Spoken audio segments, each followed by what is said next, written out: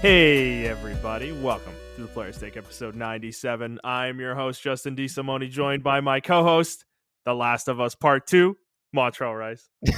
Hey, what's up? What's Why did I going get on, that man? nickname? I mean, we're going to talk about why later, but, I feel like Okay. it was relevant, it's just, you know, The Last of Us Part 2 is everywhere, man. It's the best of everything, including being my Yeah. co-host. So, I actually have a funny story. yeah, go for it. I had to put my Steam account on private the other day. Mm-hmm. So I didn't notice. So I Getting too shared my popular Steam. now, huh? No. It's nothing like that. Oh, So I okay. shared my Steam account with Yeah, my cousin. yeah. Um, and yeah, I didn't know that you can actually like make another account and link it to that account to share it or something like that. Almost like game share for Xbox. But he was just using my account.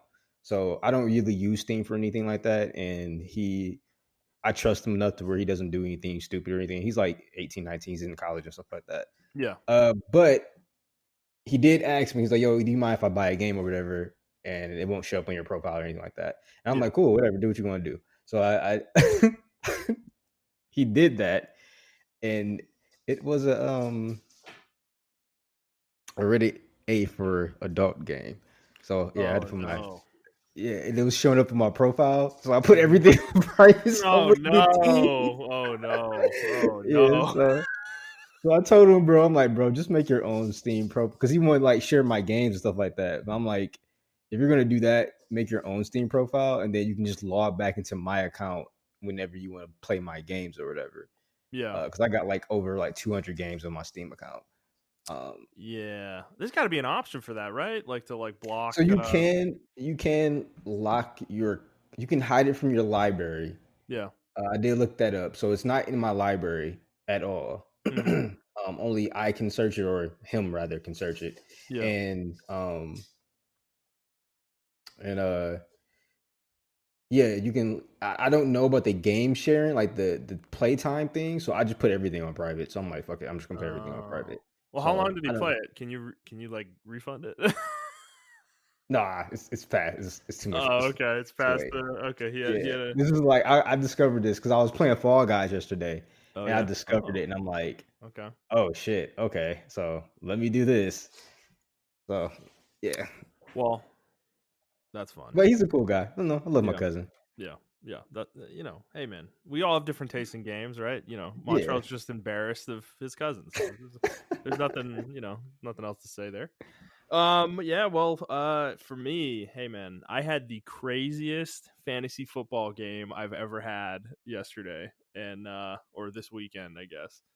And I know nobody cares about this but me, but I'm gonna talk about it anyways because I'm fucking so excited about it. It's like so I've been in a dynasty league, which is a league where you like carry over players every year. So you kind of build a roster over a period of time, right? yeah, And my team is like really sick. And obviously, I know everybody says this about their fantasy team, but mine is actually legitimately really sick. And I came into the year as like probably one of the clear front runners to win the whole thing. And then, half my team got fucking injured, COVID and all this shit. yeah, So I had a really good start to the season where I like blew everyone out. I was like 5-0. I was scoring way more points than like anybody. It was insane, dude.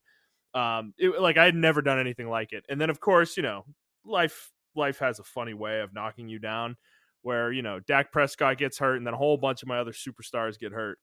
And I'm still competing though. I still ended up making the playoffs. And I don't feel like I feel like I was the worst team in the playoffs though, given everything. So I was playing somebody this week. He was also in my division, and he had a bad week, frankly. But he had one guy like kind of go off on Sunday night in the Steelers game, and this dude scored like 20 points, and he's like a freaking cornerback. Cornerbacks don't score that many points generally. And I had like two guys. I was down like 25 points going into yesterday, and I had two guys playing. I had a kicker, and then I had my cornerback playing. So I was like, man, there's no way I'm going to win. So I didn't even watch the game. I just assumed I was going to lose. I didn't fucking care. And I started playing Apex with Jet and Snakes, and then Jet started talking about the game, and I went and looked at my fantasy game, and I was down like, I don't know, 5 points with like a few minutes left in the game. and my kicker misses an extra point, and then the team later in the game decides to go for two, so my kicker doesn't get an extra point then either. So he basically lost out on 4 points he would have gotten because of we minus for missed extra points in our league, and that was the difference basically at the end of the game because he kicked like a 50 something yarder at the end of the game and he pulled me within 3 points and those points would have lost me the game. There was like 1 second left on the clock too, by the way. So I'm like, okay, I lost by like three or less than three or whatever, and I'm like, this is typical for me in the playoffs. I have really agonizing losses. And then the Cleveland Browns get the ball and they don't take it out of the end zone on the kickoff. So no time goes off the clock. So they get to run one offensive play. And I have a guy on defense, on the Ravens defense, Marlon Humphrey. Yeah. And dude, this play, they do this, they do this like bullshit, like, pitch play where they're trying to lateral the ball. You know how NFL teams do at the end of the game when they're like, they need to go like 80 yards or whatever. And Yeah. it's a complete disaster of a play. And dude, the ball ends up in the end zone, and like a Cleveland Browns player gets the ball like thrown to him in the end zone, and Marlon Humphrey gets a fucking safety on the last play of the game, and I end up winning by like Wow. 12 points. And I was just like, I lost my fucking shit, dude. I was like, "What the? I've never done this to anybody. Like literally the most unlikely thing that could have ever happened, And it's just like it happens to me, and I'm fucking in the second round now. So, that's my fantasy football story, guys. I'm fucking hype if you can't tell. We And need to get you on a sports podcast, like a guest on a sports dude, no, podcast. no, dude, this is the thing. So, I watch ESPN sometimes after Monday Night Football games, and they do Sports Center directly after the game. And Scott Van Pelt is like the host Yeah. when they do Monday nights, and he does this segment called Bad Beats, which is a thing where he tracks basically bad things that happened in sporting events over the weekend that affected betting, in Vegas, because people make bets on Vegas all the time, like Yeah. score lines and stuff. And he shows these like ridiculous, just completely unlikely scenarios that play out that lose people like tons of fucking money. And it is so fucking funny to watch because it's so relatable as a fantasy football player because that shit happens in fantasy too, where like the most ridiculous shit possible happens to lose you a game, I've had dude, I've had situations where I was up like 30 points and the game literally had 2 minutes left and my opponent had like literally one player playing and it was like a linebacker and this fucking dude gets every tackle, he makes every play on the entire drive, and then he gets a pick fucking at the end of the game to bridge the rest of the gap, and it was like it's just agonizing shit. So, it's very funny. Sports are hilarious, and that's the reason I enjoy them. And this is why I play fantasy football, because sometimes the fantasy gods smile on you, and sometimes they don't. But, for one more week, I am alive. So I hope you enjoyed that adventure I took you on, everybody. Montrell, Yes. do you have anything else going on in your life you want to talk about? I didn't do anything around the house, so no home improvement stuff this week. Really. No. I think Deli's taking a liking to Silas because she keeps swatting under the door at him, like playfully. So, Okay. Okay. So you might they're be letting getting them out, letting them yes. together soon. Yeah. So I might. What I'm planning on doing is getting a rolling cage, like one of those really, really tall cages, so that he Mm, can still have room to run around, but he'll be in the mhm. cage. He can be out there with her, so that way she can get like used to his scent out there Yeah. in the thing, and I'll just do that for like an hour or two a day, and then roll him back in here and let him run around the room again. Okay. So Well, hey man, I know he's in there with you right now. yeah, Just he's tell him I somewhere in said there. hello. I want to meet your cats really badly, dude. Like I don't. I've become like a cat obsessed fucking psycho at this point. Like Miss Kitty has turned me just into a cat lover, like straight up. And I just want to meet everybody's cats because you've gotten two cats now. My One of my friends that's in my fantasy football league actually just got two kittens this year as well, and then my mom's thinking about getting a cat now too. It's like everyone around me is just getting fucking cats, dude, and I haven't met any of them, and I'm upset. so so Yeah, yeah. I wasn't a cat person until I moved in with DJ, and he got a Mhm. cat. Um, and even still, then I wasn't a huge cat fan. But then as I got to know the cat and everything like that, I was like, okay, it's not that bad. I really became a cat person though when I moved into my second apartment with our friend Snakes Yeah, Delion, and he had two cats, and I practically had to take care of them too as well. fucking Um, steaks. I mean, he bought all the supplies, but I had to do other stuff Mhm. and everything like Yeah, that. I had to like sometimes change the litter and feed him and stuff like that. Because he was just working sometime overnights and stuff.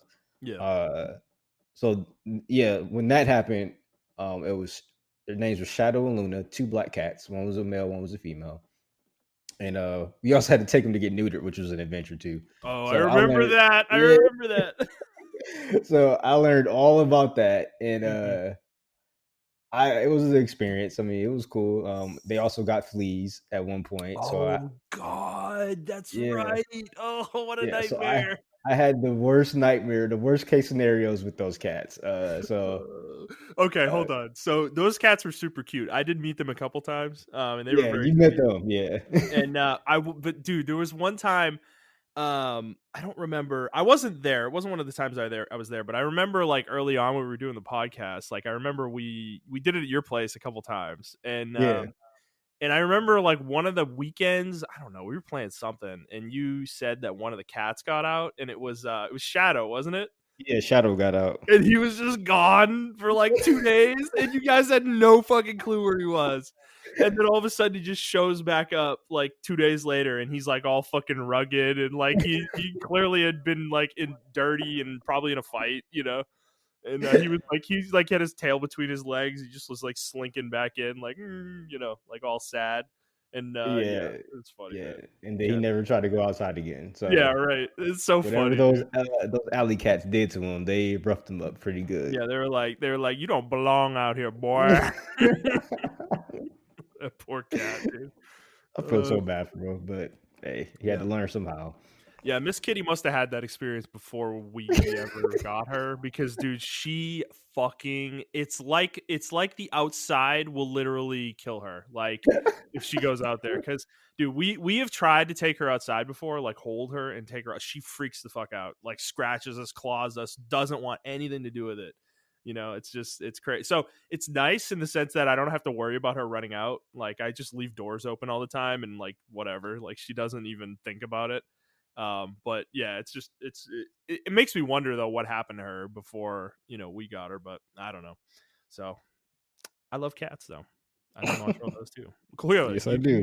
you post on social media. You post them a lot on social media. Yeah. Um, so yeah. All right. Enough of the warm up. The intro, whatever you want to call it. Let's get started. So, for those of you who haven't listened before, this show is our weekly show where we talk about video games, video game news, and other topics pertaining to video games. We post at 6 a.m. Central Time on Fridays on Apple Podcasts, Google Podcasts, Spotify, Stitcher, and your favorite podcast app of choice. Montrell, let us start the show proper, like we always do, with what we've been playing. Do you want to go first this week, my friend? Yeah. I've just been playing Destiny 2 a little bit here and there. I think a couple of my friends are about to get back into it. And I've also started playing Persona 5 again. Mm-hmm.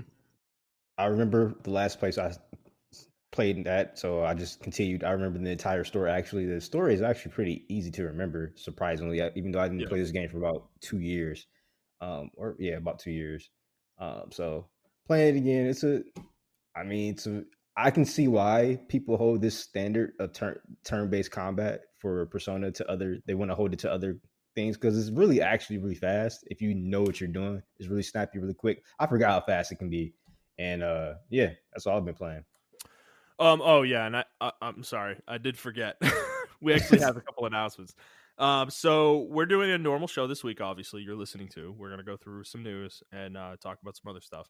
And then the next 2 weeks, we are actually pre-recording this week. They're gonna be a normal episode next week that is not gonna have any news. It's gonna be our game of the year discussion for 2020. So that's gonna be the whole episode. We will talk about well, we actually won't be talking about games we're playing because we're doing it like literally tomorrow, I think. And then 2 weeks from now, the week of New Year's is going to be a reflections episode, and it is going to be. We haven't fully decided on the topic yet, but I'm pretty sure this is fairly solid. We're going to be talking about game sleeper hits in games history.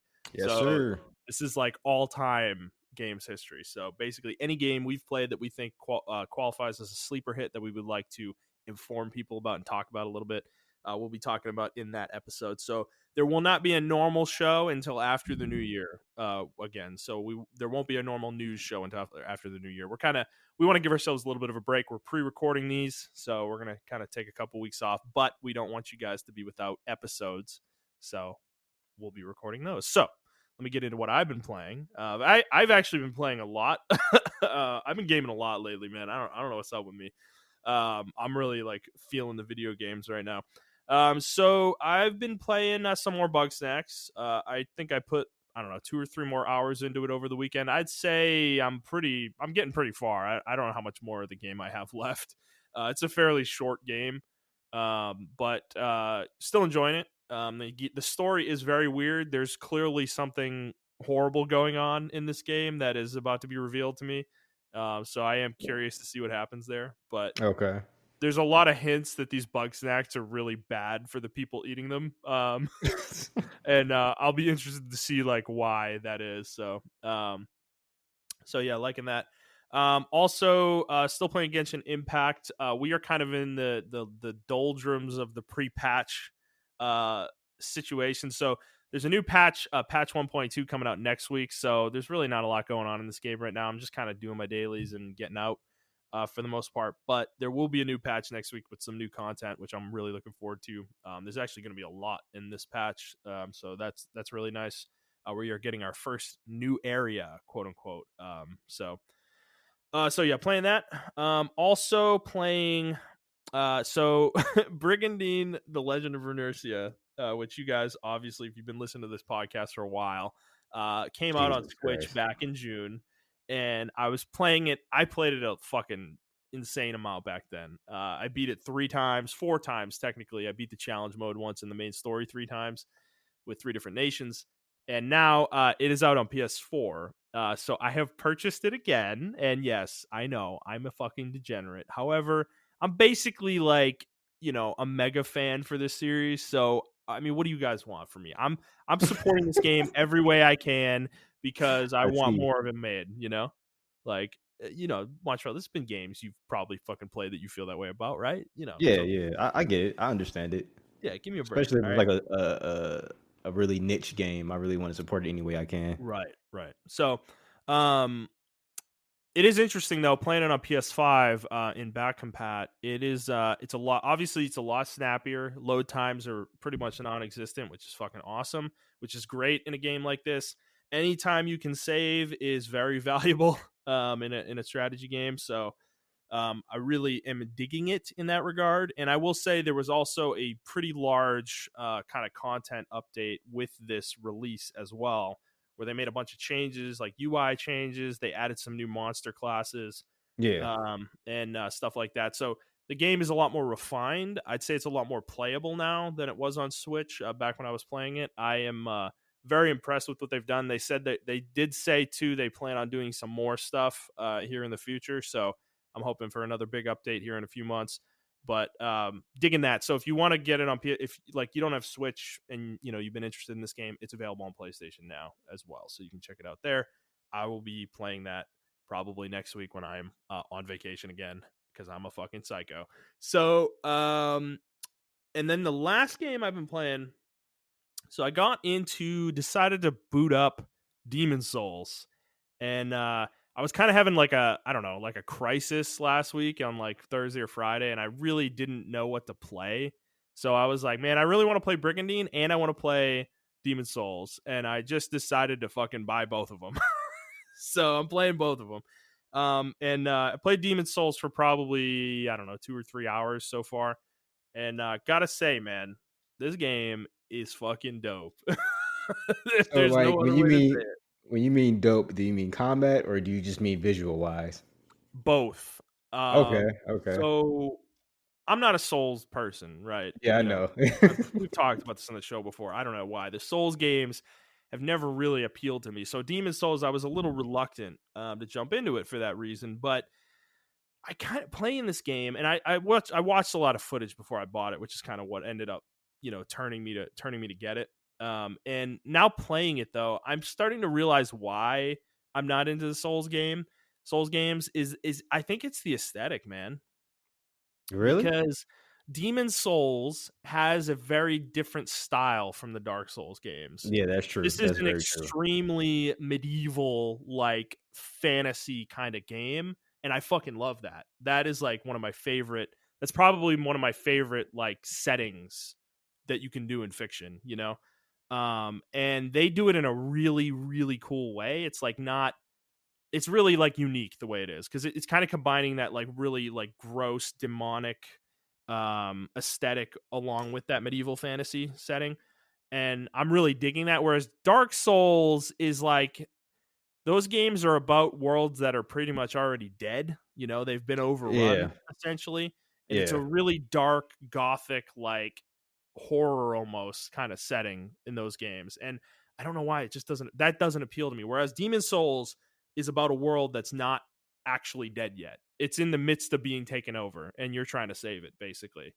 And that is a lot more appealing of a like a concept to me than what Demon Souls or what Dark Souls generally does.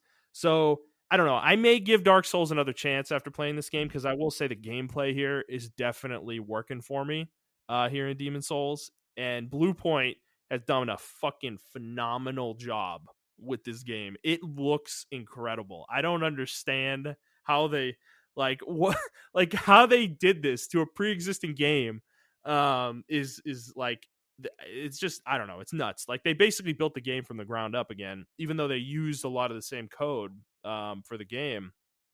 It's just crazy to me, dude. Like they've done an amazing job. So if you like Demon Souls, obviously get this. This game is like it's just great. It feels so good too to play. It's so snappy.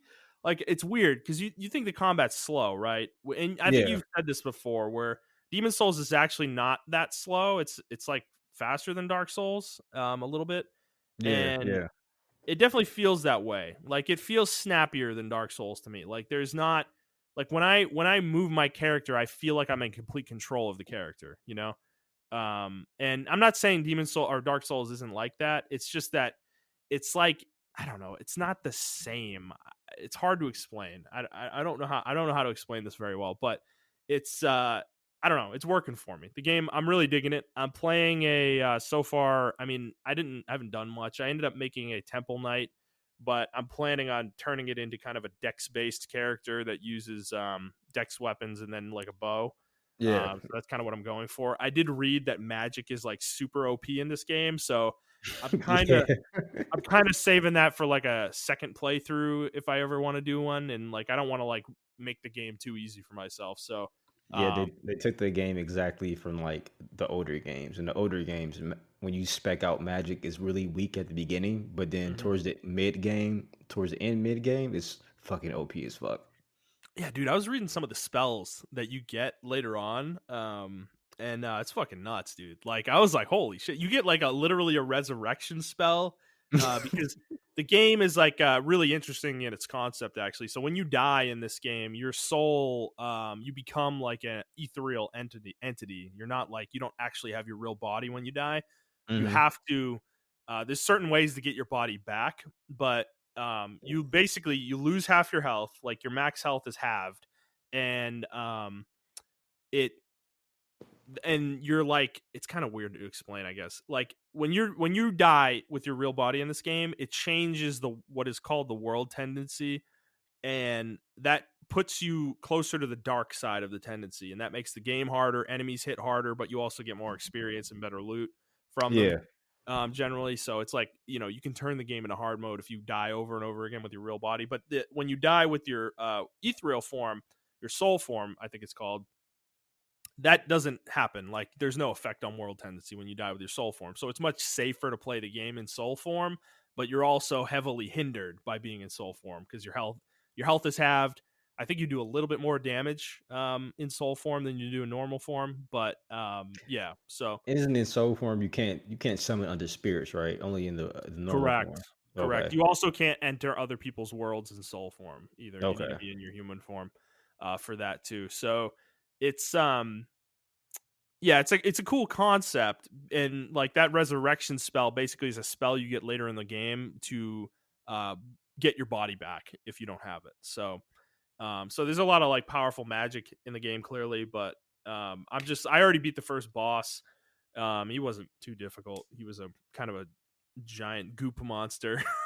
It was a weird fight, but nothing too crazy. So I'm really having fun with it though. I think the enemy design is so far is like pretty basic, but I'll be honest, it's not nearly as slow as I like people said it was back in the day. From what I remember, the enemies are actually pretty snappy. Like they're on you sometimes, like pretty quick. I'll And also you say too. Yeah, go ahead. no, I'm saying I think that was I want to say a product of the game being 30 frames. I think Hmm. that's why a lot of people say the gameplay is really slow. Yeah. Because even there's a latency in all the Soulborne games, and I think that's because of like the 30 frames per second. If you hit the Yeah. button, you know it kind of happens like not a whole second later, but like maybe a millisecond or two later. If you notice that. Yeah, that's what I mean when I'm talking about snappiness, right? Is when you hit the Hmm. button, like it happens. Whatever you're trying to do, it just kind of happens like immediately. There isn't that delay that I feel like kind of exists in some of the other games. So, yeah, and I'd say that it's actually interesting. Your HP in this game is a lot. You're kind of a lot like sturdier than I would have thought. Like you can take a lot of hits early game, and obviously that probably changes later. But so far, it's like I mean, I could probably stand there and let enemies hit me for like I don't know 30 seconds, and I'd probably be okay. Okay. From full health. Now, I will say I did pick a character that was wearing heavy armor, so Okay. Yeah, that probably explains it, man. that's Yeah. probably a big part of it. You're But gonna go a dex build, you'd probably be a lot more I've gotten rid of a lot of the plate now that I found some equipment, and I will say I was taking a lot more damage, so we'll see how it goes. But yeah, it was interesting too though. I was using a halberd because that's what they give you by default, and it's got like such weird attack animations, dude. Um, it's like it does. You'd think it'd be a like a reach weapon, but it's really not. It's like kind of a mid range weapon. It's not like a spear. Like the spear is like a real reach weapon. The halberd's like not. It has some sweeping attacks, but it's not like as sweeping as you would think a halberd would be. So, but yeah, I'm gonna keep playing it. I'm really hoping to put a lot of time into this over the next couple of weeks. And I'm definitely gonna be playing it more. I'm really excited about the build. Options that you have available to you. It is kind of a shame because as I said, we're doing our game of the year tomorrow, so I'm not going to have time to like put this game into consideration really in that regard. But I will say, so far, based on what I played, it probably would be somewhere on the list, whether an honorable mention or actually on the list proper. But I'm not going to have time to really make that determination. So, um, I'm sure next time we come back, I'll probably go more in depth on this game. So yeah, that's pretty much all I've been playing.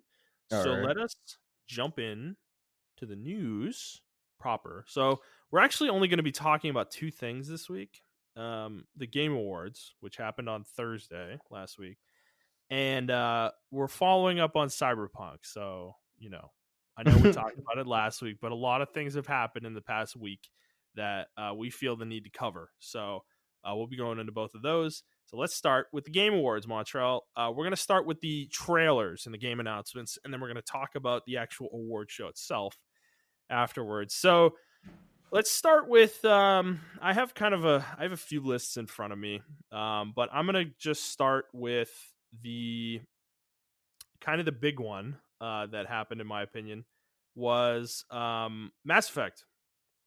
That was the first thing shown, or not the first thing shown. It was actually it was the last thing shown, wasn't it? Yeah.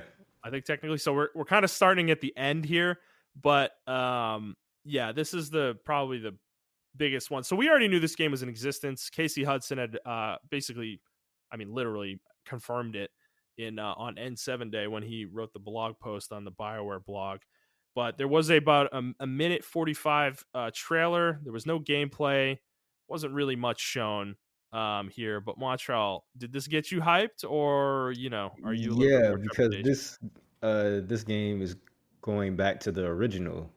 Hmm. It looks like this takes place almost maybe a couple years after the events of Mass Effect 3.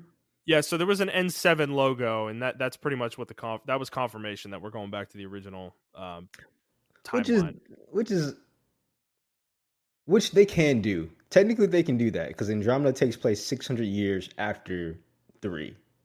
Yeah. So They can they play can between both time or both places exactly. whenever they want, really, Yeah, you know? so I think that was a good thing by the writers to kind of future proof that. So Mhm. they can go back into this because I was wondering how life was going to be like after the Mass Effects exploded. So Right, right. this is really cool to see how they're going to be traveling between systems, or if they're not, if they're even going to be traveling between systems. So Mhm. that's going to be really cool. I was really hyped for it. A lot of people saying that it's Liara. I can believe that's Liara. I think for what I'm predicting is two people are going to be on your squad, uh, or they're going to be like mentioned in some way, or maybe just a regular NPC that gives you missions or whatever the case may be. Um, I know Rex is going to be one of them, and Liara is going to be another one of them. Maybe Grunt, but since he's a clone, I don't think he can live as long as a regular Krogan. This is Yeah. yeah. So I know I'm going over some people's heads. Like, what the fuck are you talking about? Long story short, those two Yeah. races can. Hmm. Yeah, long story short, those races can live up to Liara can live up to 1,000 years, and then Rex can live up to 700 or 800 years. So, Yeah. if this is a couple hundred years in the future, it will make sense that we are playing, or they are mentioned or in some light, or be an NPC in the newer game. If this is a couple hundred years in the future, Now that you say it, yeah, I'm looking at the trailer again. That definitely looks like Liara. I yeah, didn't really put that together until you said it, but yeah, she that definitely looks like Liara, dude. Yeah, that's interesting, and she definitely looks a little bit older, so I'd say some time has passed here, yeah, for sure. But that's interesting because yeah, I mean, obviously, I'm gonna assume time. I mean, they're gonna have to do a time jump in order to get away from the choices you made in the third game, you know, yeah, exactly. because they basically need enough time to pass to realistically make your choices not matter at all, so they can start from a fresh point. So I'm Yep, assuming it'll be 100 or 200 years. It could even be longer than that. Because, like you said, Liara and Rex could definitely live a few hundred more years for sure, given their races. And so that's interesting. So that means Shepard won't be a part of anything, which is most I'm likely. fine with that. I'm fine with that. Right. I mean, yeah, right. It does make me wonder, though, who are you going to play as? Like, is it going to be a human character? Because frankly, I almost don't want to play as a human character. I wouldn't mind if they give us the option to choose what character we want to play as. Or yeah, Oh, okay, what the character, race, or the race. if I'm it's a sorry. character created, like a character creator situation, what race we play as? That would Yeah, be cool. We could choose our race. because if you take out the Earth factor, right? I feel like Shepard's story can be applied to almost any race. As far as like you took out the Earth factor, like Definitely.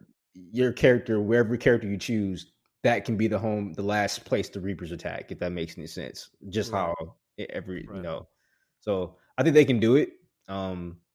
I was pretty disappointed that they didn't take that step in Andromeda because I definitely wanted to play as a different race, especially coming off of the multiplayer of 3, where you Right. played as different races and they all had their different racial bonuses and stuff like that. So I was definitely disappointed in that, but I mean, it is what it is. Yeah, so no date, obviously. We didn't see any gameplay. It really Yeah, literally just said Mass Effect will continue, which is the weirdest fucking it's like not thing. weird because everyone thought Mass Effect was dead. So I'm just Yeah. glad that we're Yeah, but like I said, like Casey Hudson had already confirmed they're working on a new game. So it's like we knew it was continuing. It's just like I don't know. I it guess is they're weird, like, but yeah. yeah, I'm assuming a lot of people didn't follow it because a lot of people actually didn't know that they were making another Mass Effect. So Which is true. I mean, we're hardcore in the news, so yeah, we know a little bit more than I'd say the general public does. So I guess it makes sense. But I mean, are you concerned at all though about this? Like, because I'll be real honest.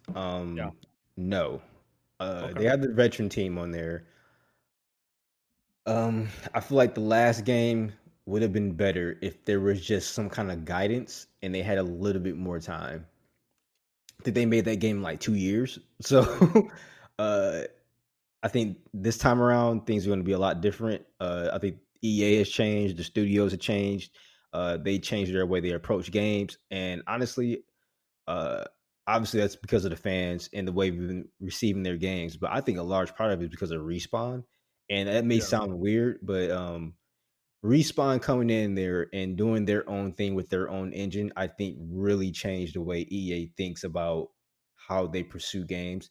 No doubt in my mind, this game's still gonna use the Frostbite engine, but I think they may go forward like very cautiously now, even if they use the Frostbite engine, or if they want to use the Unreal 4 engine, they may do that as well. Because I mean, I hope they the do. the last couple of games that came out with the Unreal 4, like Kingdom Hearts, fucking Final Fantasy 7, like these Mhm. games are phenomenal with that engine. And Right. I feel like the Mass Effect team, if they go back to if EA lets them go back to that engine, like, hey, well, just go back to the Unreal 4 engine. I feel like they can do a lot of good things because they're already making games in the Unreal 3 engine, and it was looking okay. So I don't know. I'm weirdly optimistic about this game. The game I'm worried about, which we would talk about later, is Dragon Age. That's the game I'm kind of worried about. Okay, well, let's get into it then. Because yeah, that was also shown. It was a brief teaser. It showed. I mean, it didn't show any gameplay. Again, it showed some characters, locations. I don't know any of these people. I'm sure they were relevant at some point in Dragon Age. But yeah, I mean, what did you think of this, Montrell? Are you sick of them teasing this game? Like, is it about time to like show some gameplay or what? Yeah, and the only reason I'm worried about it is because the hero part of it was very vague, and combined with what the news that we've been hearing about it for the last like year or two, that they were trying to add a multiplayer component onto it again or make it a Mm-hmm. live service game. And he Hmm. said that you're not going to be the hero with the glowing hand or the chosen one. So Dragon Age 1, you were kind of like the chosen one. You made this grand adventure and everything of that nature. Dragon Age 2, you weren't really a hero of any sorts, kind of like that, but you were stuck in this one city and that was it. So Right. that's why that didn't happen. And then in Dragon Age Inquisition, you had the glowing hand that could unlock and lock rifts and stuff like that. And no one knew why until the end of the game. That was because you were blessed by Andraste and all this other shit like that. So it did have that chosen aspect to it. And I did like what he said. He was like, well, there isn't going to be a chosen one in this one and all this other stuff like that. I'm kind of really good. Once you play video games a lot, you can look at trailers and stuff like that. And it sounds like there is going to be a created character aspect, but it sounds really, really like choose your own adventure, destiny. Mhm. Like that's Yeah. what it sounds like to me. And I'm kind of scared that they're going to go with this live service route for Dragon Age, in my opinion. Well, so this is the third Game Awards in a row that they've teased this game. The first one was in 2018, and they just showed some like art for it. And then last year, I think they had a trailer that just had like a title on it. They didn't really show much, and then somebody was talking. And then this one, they've shown a little bit more here, but it's like, I mean, we're at 2 years now at least that this game's been in dev, and like we've got nothing to show for it. So I am at this point, like, dude, 2022, maybe we'll get this game, like late 2022, maybe. Late 2022. Yeah, Late like I'm 2022. talking November 2022. Like that feels ambitious to me too. So I'm thinking 2023, which means Mass Effect is probably even further out, and it's like, oh man, BioWare, like, because dude, their reputation right now is not in a good place. You know, they kind of need to make this happen. You know, and like really Well, prove to everybody that they can make a great game again. You know, I'm on the same track as you, but after Cyberpunk, I'm like, yo, give them all the time they that's need. true. That is Give them fair. all the That's time they fair. need, man. That's fair. That's fair. That is absolutely fair. I mean, they definitely should take all the time they need. It's just I'm worried about though is that I mean we're gonna get into this later, but the reason Cyberpunk is such a problem is because of the scope of the game, and I'm sick of these games making these like unreasonably large fucking games. You know, like Yeah. this Dragon Age game doesn't need to be 150 hours. Like nobody fucking needs that. I know the fanboys would be over the moon if the game was that long, but like most people aren't going to play a game that long, you know? Like they're not going to beat it. They're not going to finish it. They're not going to full complete it. So fucking like bring your scope down and like let's make a game a little bit quicker, you know? I Yes. don't know. Like Yeah, as much as I loved I love Dragon Age 1 because you can kind of bum rush through it. Yeah, it's Um, not that big of a game. it's not that big of a game, but it is hella unforgiving because you remember the first True. couple, whew, the roles because that game went off of a CRPG type of Yeah, system. So the the battles roles were sometimes, rough, man. yeah, was it's crazy. Whereas Inquisition, that game was legitimately long. By the time I finished that game, I didn't play any DLC, by the way. 120 hours. Fucking crazy. I Oh didn't my play any god. DLC. I didn't Yeah, platinum it, or that's not in Xbox terms. I didn't platinum. I didn't get a 1,000, yeah, 100,000 go right. gamer store. So there's still DLC I got to play. And I still didn't max out my character. My character was at level 20, I think. So Man, yeah, yeah, that's nuts. Yeah, so that's kind of what I'm feeling here. Is like I am excited about the Mass Effect one for sure. I love Mass Effect and going back to the original, Milky Way galaxy instead of the Andromeda one is it's nice. I'm not. It'll be nice to see some characters that we have seen before and see them in the future and see kind of the fallout of everything that happened at the end of Mass Effect 3. But I don't know. It's just like I don't know. BioWare right now, I feel like I'm in a weird spot with them. Like because I consider Anthem and Andromeda really like self-contained issues that are not plaguing the studio anymore necessarily. I'm yeah, kind of giving them a fresh slate in my head, but then at the same time, with things you've talked about with Dragon Age, I'm like, God, I don't know, dude. And all these leadership shakeups that happened recently, and it's I don't know. So we'll see. Hopefully, we have more by this time next year, at least on Dragon Age. But yeah. I'm kind of doubting it personally. All right, let's keep going through here. So the next one I have on my list is the Sephiroth Smash Bros. DLC reveal, DLC character reveal. Montrell, you going back to Smash, man? You gonna play some Mm, Sephiroth? nah, but a lot of people are complaining about another swordsman. I'm like, bro, he's the original anime swordsman. Yeah, He's can the we? epitome of Oh anime my swordsman. Like god, when you think I of an can't. anime swordsman, Dude, I it's can't him. fucking stand the Smash community at this point, dude. Like, Fire Emblem has ruined swords for everybody that plays that game. Like, it's like, bro, like Sephiroth literally wields a sword that's like half the stage's length. Like, it's fucking. He's gonna be the most obnoxious guy to fight because he's gonna be able to zone you out probably because that's what his gameplay looked like. So yeah, he's not gonna play like any other swordsman that's in the game. It's like I don't know. So it's a cool one. I just at this point, like, it's funny actually to think about this is that we were advocating for this 2 years ago. I think when this game came out, remember, We like did. back when we first started. I'm pretty sure we talked about this. Is that they needed to turn Smash Bros into a platform where they added characters constantly, and that's exactly what they've done here with this game. And it's like, I mean, it's going strong clearly because this is the second character pass that they're doing now. And they already finished the first one like last year. So they've literally turned this game exactly into what we thought they should have. Is like basically almost like a live service game. Essentially, that constantly gets new content added to it. Yeah. Which is good. Which is good. So I don't know if we're gonna get a new Smash game for a long time. Is my point. There's not really a reason to do it. After Smash Ultimate. Like the game has everything, like literally everything. I don't know how you one up that game. Um, so so yeah, Sephiroth coming to Smash soon. I don't know what the date was they gave on that, but look out for that. The next one, I think Montreal's going to be pretty excited about this one, is from Turtle Rock Studios, the former developers of Left 4 Dead. They're making Back 4 Blood, basically Left 4 Dead.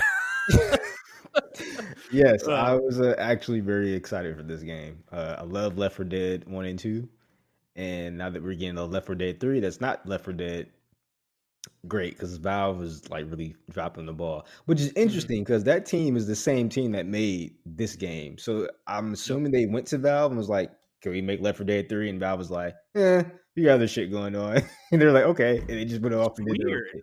Yeah, which Yeah, because is Left 4 Dead 2 is super popular, dude. yeah, exactly. So I Like to don't, this I, day, right? yeah, people still play that So, game. So I don't know what happened. Um, Oh, you know what the thing I can think about? I think Evolve really kinda Oh, that's right. I think I know what it was. Yeah, that's right. I think Turtle Rock wanted to move on. I think Valve yeah, probably did want to make a Left 4 Dead 3, and Turtle Rock wanted to make something else, and that was Evolve, and it didn't work. yep. So here we are. They're like, they ruined the relationship with Valve, so they're like, oh fuck it, we'll just make our own fake Left 4 Dead and Yeah, call 'cause it back. Evolve was with 2K. That was with 2K. Yes, yes, yeah, and that game was a Oh, complete and utter disaster. disaster. Like, oh my god, dude, never seen more DLC for a game on day one than that game. It was pretty bad. So we didn't get any gameplay. It was just like a trailer. But Montreal, are you going to be playing this day one? Yes. It looked like that was gameplay. That's what it looked like. It looked like they mixed the cinematic in with the gameplay from what I saw. No, Um, it was a cinematic. oh, There okay. was no gameplay in there. Yeah, there because there was never a player perspective in the video. Like it was No, flipping they between all the actually did characters. during the live event, they showed gameplay for it. I do remember Okay. that. Yeah, they did. I watched like a trailer, basically like montage Okay. video, basically. So I didn't see that. So okay, so there was some gameplay then. That's Yeah, cool. and it looks exactly like Left 4 Dead. So I'm stoked with better graphics. And that's all I wanted. I think that's all everyone wanted. Yeah, right, right, right. So that's good. I mean, this game's gonna be a huge success, I assume. And this can definitely be a live service game. So I Yep. think Turtle Rock's back where they belong. And that's good for everyone. So the next one that I have here is the Callisto Protocol, which looks like a sci-fi horror game of some sort. Yes, it's Um, from the creators of Dead Space. That's right. That was the big deal. That's right. So yeah, what I heard was the old producer of Dead Space, is on this game. And yeah, so it definitely has a very Dead Space aesthetic to it. I never played those games, but everyone raves about them. From at least the first one, from a like survival horror perspective. So, Yeah, the first um, one and the second one were like peak survival horror. They took mhm, the Resident Evil formula, flipped it on his head, and it was like really good. Um, Not only were the games really good, the atmosphere, like they knew that game was like rivaling what Resident Evil 4 was doing and other horror yeah. games were doing. Then 3 came out and they were like, it just turned into an action game, and EA now was like a thing EA wanted to do. So Yeah, and the setup is so like it's so hilarious. It's such a like hilarious horror trope where like there's this dude in a cell, he gets killed by a monster, and then literally the ship with them on it is flying into like a space station that's on like a moon or something. So yeah, it's gonna be pretty self-contained, I assume. But yeah, so Fun if you like. fun fact, that game takes place in the same world as PUBG, but hundreds of years later. Oh my god, that's right. I heard that too, dude.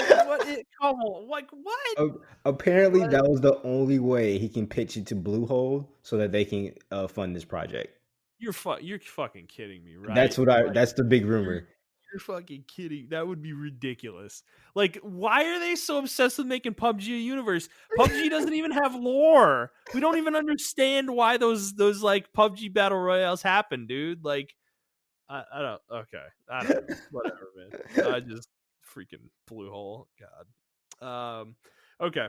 Well, so that's exciting as well. That's actually a pretty big one as well. That I knew there was something I wasn't placing with that game, and yeah, it was the Dead Space connection. So the next one is that I have is from the Amplitude and Sega. So this is a funny one because Amplitude is they make 4X games, the like Endless Legend and Endless Space they've Mhm. made in the past, but they also made Endless some other Endless game that was like a so the one they showed here was Endless Dungeon, which is like a appears to be some sort of isometric kind of you know almost like an ARPG looking game, Yeah. um, like a roguelite kind of thing. Um, but I think they've made a game like this in the past too. I forget the name of it. It was Endless something, of course. But so you know, they did show a little bit of gameplay. Montreal, did this pique your interest at all? Not really. I'm not really into those type of games. It feels like a Diablo. It looks like a Diablo-esque game, but Yeah, it yeah, doesn't look like Diablo, if that makes any sense. Just the isometric yeah, camera. It yeah. It almost looks like a pretty twin. sci-fi. Yeah. And if I play games like that, I do want them to be Diablo-esque, the atmosphere and everything like that. So, Mhm. um, Yeah. yeah, I mean, I know a lot of other people though who'll be hyped for this game. Right. We didn't get a release date or anything, but it is coming on all the major consoles and PC. Next one I have is the ghouls and ghouls and goblins. What was it, like, Reloaded or something? Uh Yeah, that's weird. I mean, it's not weird. I know it's a Capcom side-scrolling game. Ghouls and Goblins. That's the one I'm thinking about, right?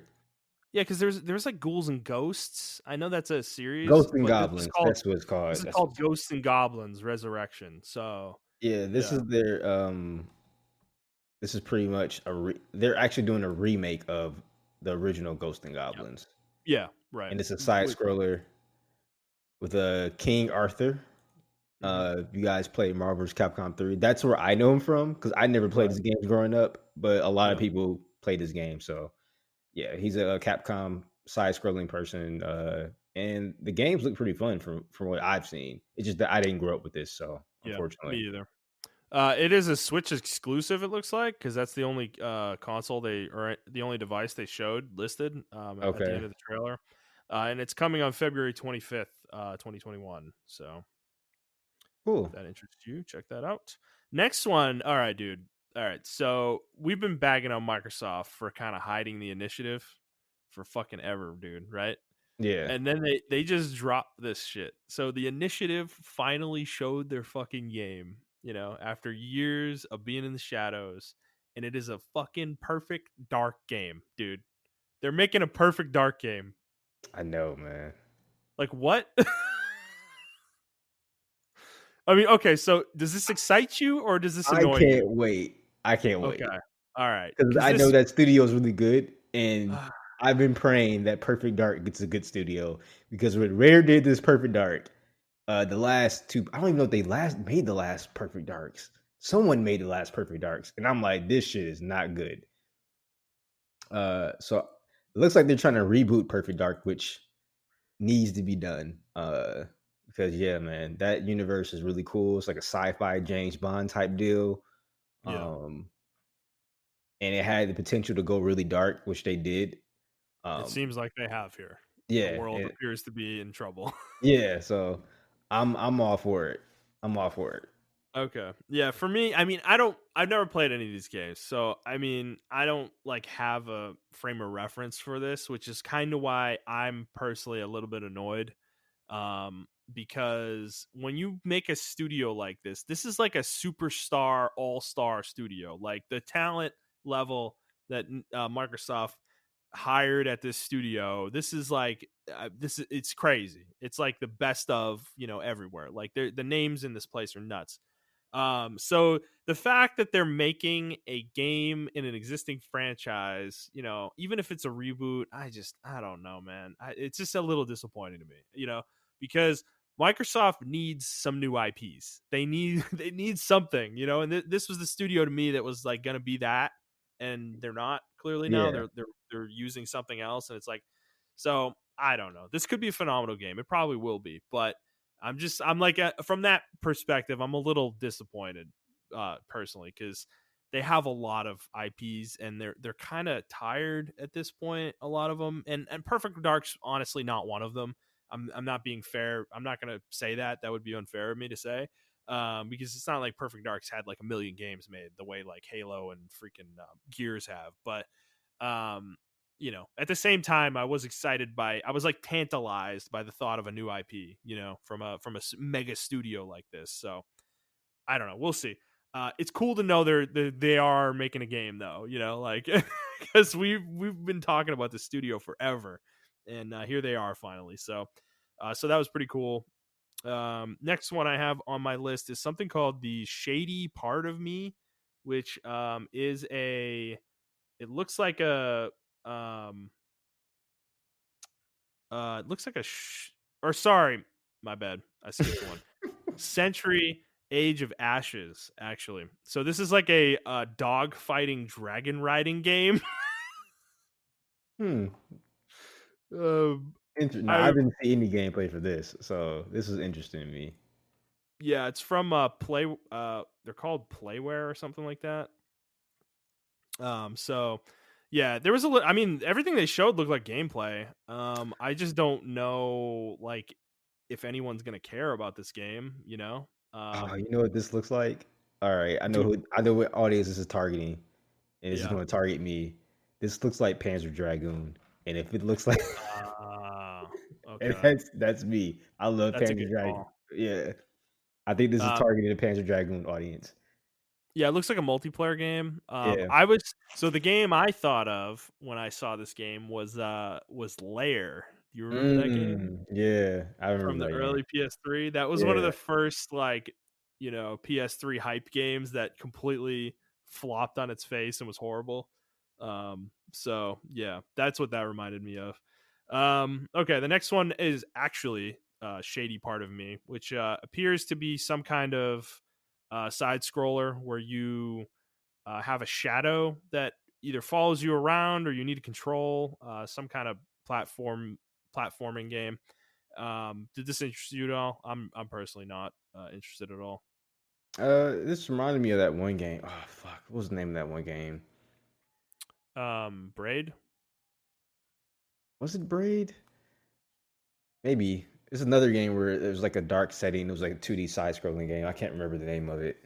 But Hmm. that's what it reminds me of. But I may pick it up just because I'm kind of into these obscure games now, and I got a lot of Hmm. free time on my hands now. So yeah, I Okay. may pick it up. Especially with All right. Game Pass, if it comes to Game Pass, or it's also Nintendo Switch exclusive. Well, probably not picking it up. Oh, dang, man, they're killing you with those Switch exclusives. Wait, hold on. This is Um, shady. This is a shady part of me, right? Oh, this is on yeah. the Xbox One. Never mind. So it may come to Game Okay. Pass. I may pick it Okay. up. Yeah, Game Pass. There you go. Okay, the next one. All right, this might be the most interesting one that they showed. It's called. I don't even know if I'm pronouncing this correctly, but it's Tchia or Tchia or something like that. It is. So what it looks like. I don't. It kind of looks like they have the glider basically from Breath of the Wild, essentially, and it looks like an open world game of some sort. But there is some sort of story element to this game as well that they seem to emphasize. I don't know much else about this game, like who's even making it, but it looks like it's a Stadia exclusive Hmm. because that's the only platform they listed Oh, for it. okay. Wow. So yeah, I don't know. It looked pretty interesting actually. I'm probably not gonna play it, especially if it's a Stadia exclusive, because the character looked like she could possess objects, whether they be inanimate or alive. So she possessed like an apple in the Hmm. trailer and like a crab as well. So I don't know. There's maybe some interesting mechanics there. Um, but yeah, so there was that one. That interested you at all, Montreal, or no? Not really. It looks actually pretty cool. Yeah. Yeah, it does. Yeah. Um. It's a different idea, and that's what I've been asking for. So I'm definitely gonna give Right. it a shot. So Right. Right. Right. Okay. Next one is from Fulbright. It's called Open Roads. We didn't get much. It's just kind of a trailer that I don't like. I mean, we didn't really see any gameplay here, but just seems like a story-driven game. This young woman and her mother are looking for, they're basically, it sounds like they're on a quest to find some like long lost fortune that their grandmother had. Now Fulbright, these are the guys that made Tacoma and Gone Home. So they've actually made some pretty unique games in the past. It seems like this one is also going to be different from those other two in some ways. That one's fairly interesting. Did that one pique your interest at all, or not really? not really. I'm not really into the story games like that. I like story Hmm. driven games, but not in that aspect like that. So I think it's gonna go follow the same route Gone Home did, and I Yeah. really wasn't. I was definitely not impressed with that game. So Right, right. Um, okay. Next one that I have here is Evil Dead, which is yeah, literally a movie, right? yeah, it's a series, a TV, it's a movie series slash TV series. Okay. And it looks like a co-op game of some Yeah, sort. Yeah, it looks like Third another person, looks like a rip off Left 4 Dead. kind of, yeah. Um, so yeah, personally, I could care less. Um, After that, okay, all right, Montrell. This is the one. This is the one that pissed me off.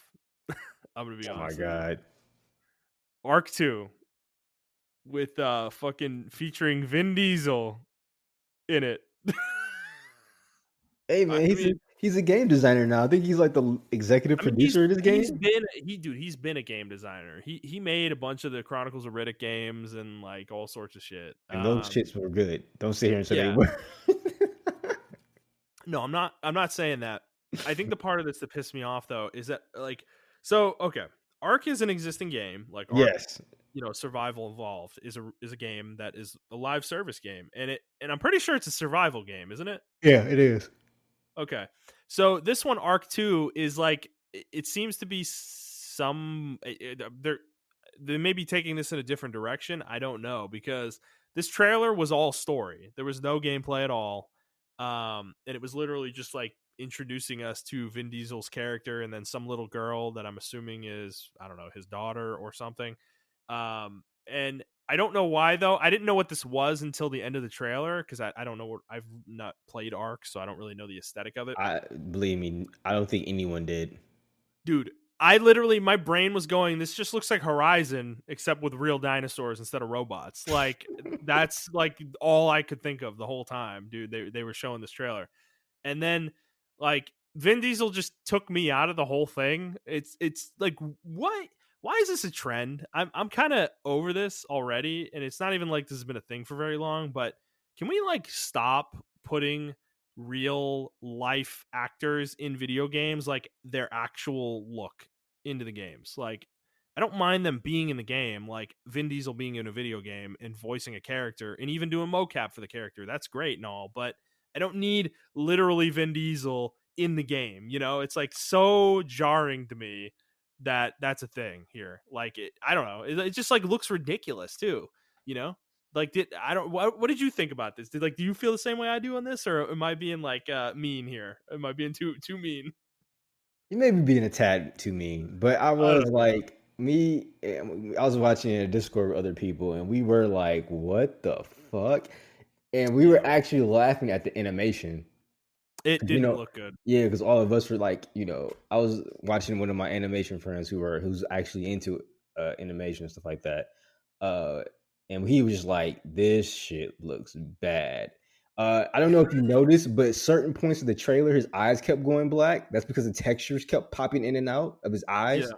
Uh, yeah. some of the facial rigs were kind of messed up. Uh, it, I, I don't know. It seemed like they kind of rushed this out. I don't know what's going to happen with Arc 2.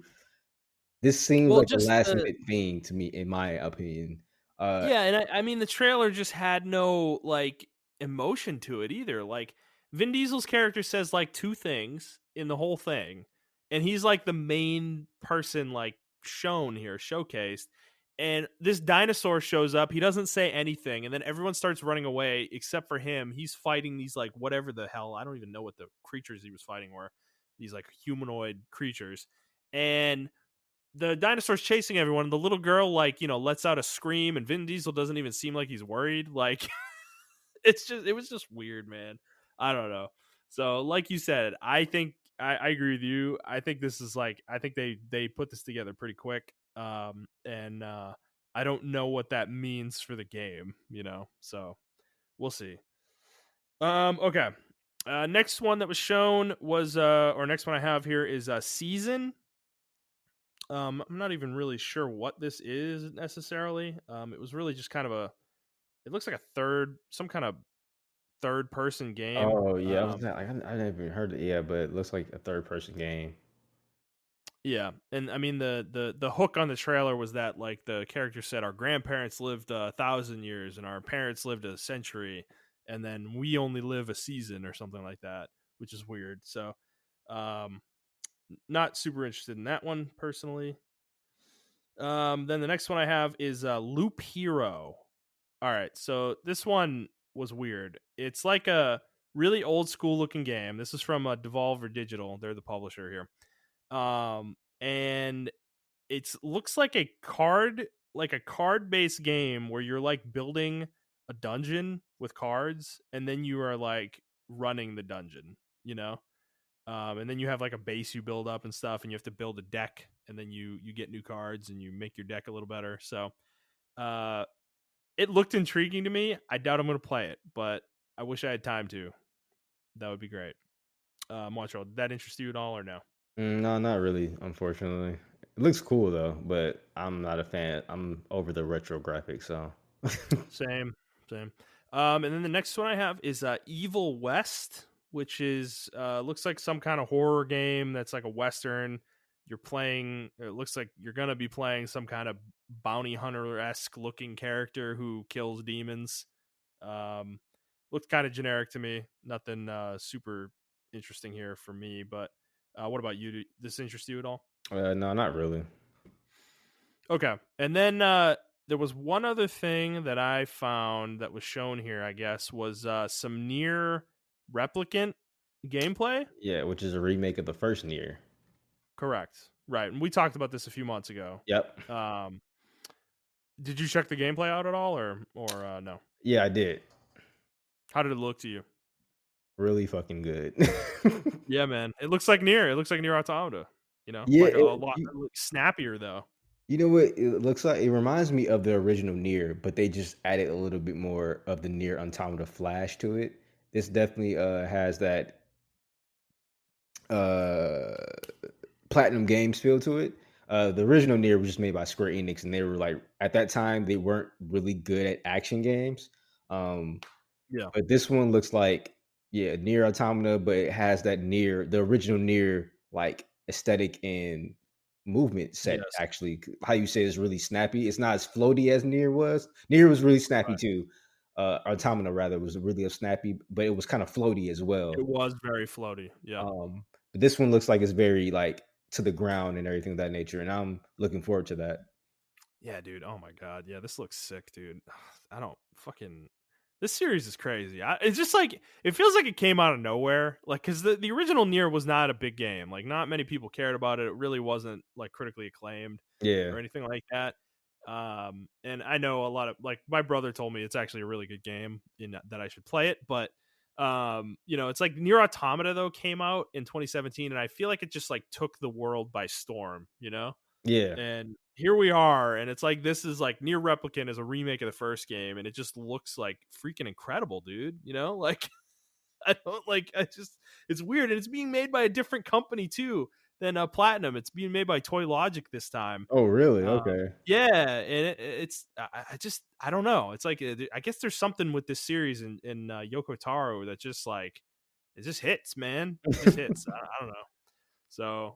So yeah, that was pretty much everything from the Game Awards in terms of announcements. I So think you're there's missing some pretty good one stuff in game. there. I did? Okay, what did I miss? Crimson Desert. What the hell is that, Montreal? You didn't see that gameplay trailer? Oh my goodness. No, hold on. Let me see if I can find it here. Crimson Desert. Same people who made Black Desert is making a single player game called open world Oh, action okay. adventure called Crimson Desert. And they showed all their gameplay for it and it looks fucking crazy. At one point he I don't know if you know what RKO is, but he RKO Yeah. or rock bottoms a fucking wolf. It's fucking crazy.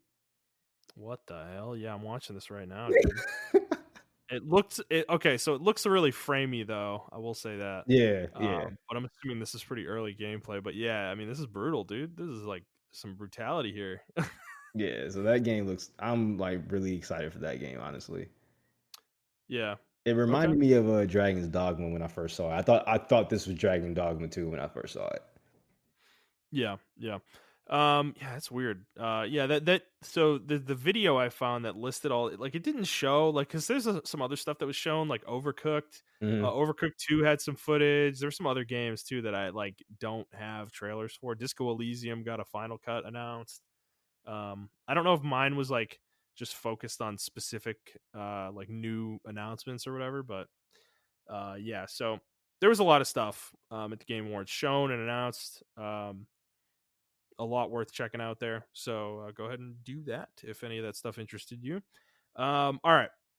Now we are going to talk about the Game Awards itself, the actual awards show, and what awards were given to what games. So I'm gonna start. I think I'm just gonna read through the categories and say kind of who won what, right? Yeah. And then we'll talk about it afterwards, right? So let me start with best esports team, G2 Esports. Best esports host. I don't know how to say this person's name. I'm assuming it's like Effie Deporter or something like that. Best esports game, League of Legends. Somehow still going strong. Best esports event, League of Legends World Championship 2020. Best esports coach, Danny Zonich Sorensen. Best esports athlete is Heo Su. That's and then the best debut game, Phasmophobia. Content creator of the year is Valkyrie. Best multiplayer, Among Us. Best sports / racing is Tony Hawk's Pro Skater 1 and 2, the remake. Best sim / strategy is Microsoft Flight Simulator. Best family is Animal Crossing New Horizons. Best fighting, Mortal Kombat 11 Ultimate. Really That came out surprised by this that. year? Yeah, it did. It did? I thought that was Uh, last year. they're kind of like did the ultimate version of it, so I think they counted Okay. that. Yeah. Gotcha. Okay. Best role playing game, Final Fantasy VII Remake. Best action Yes. adventure, Last of Us Part 2.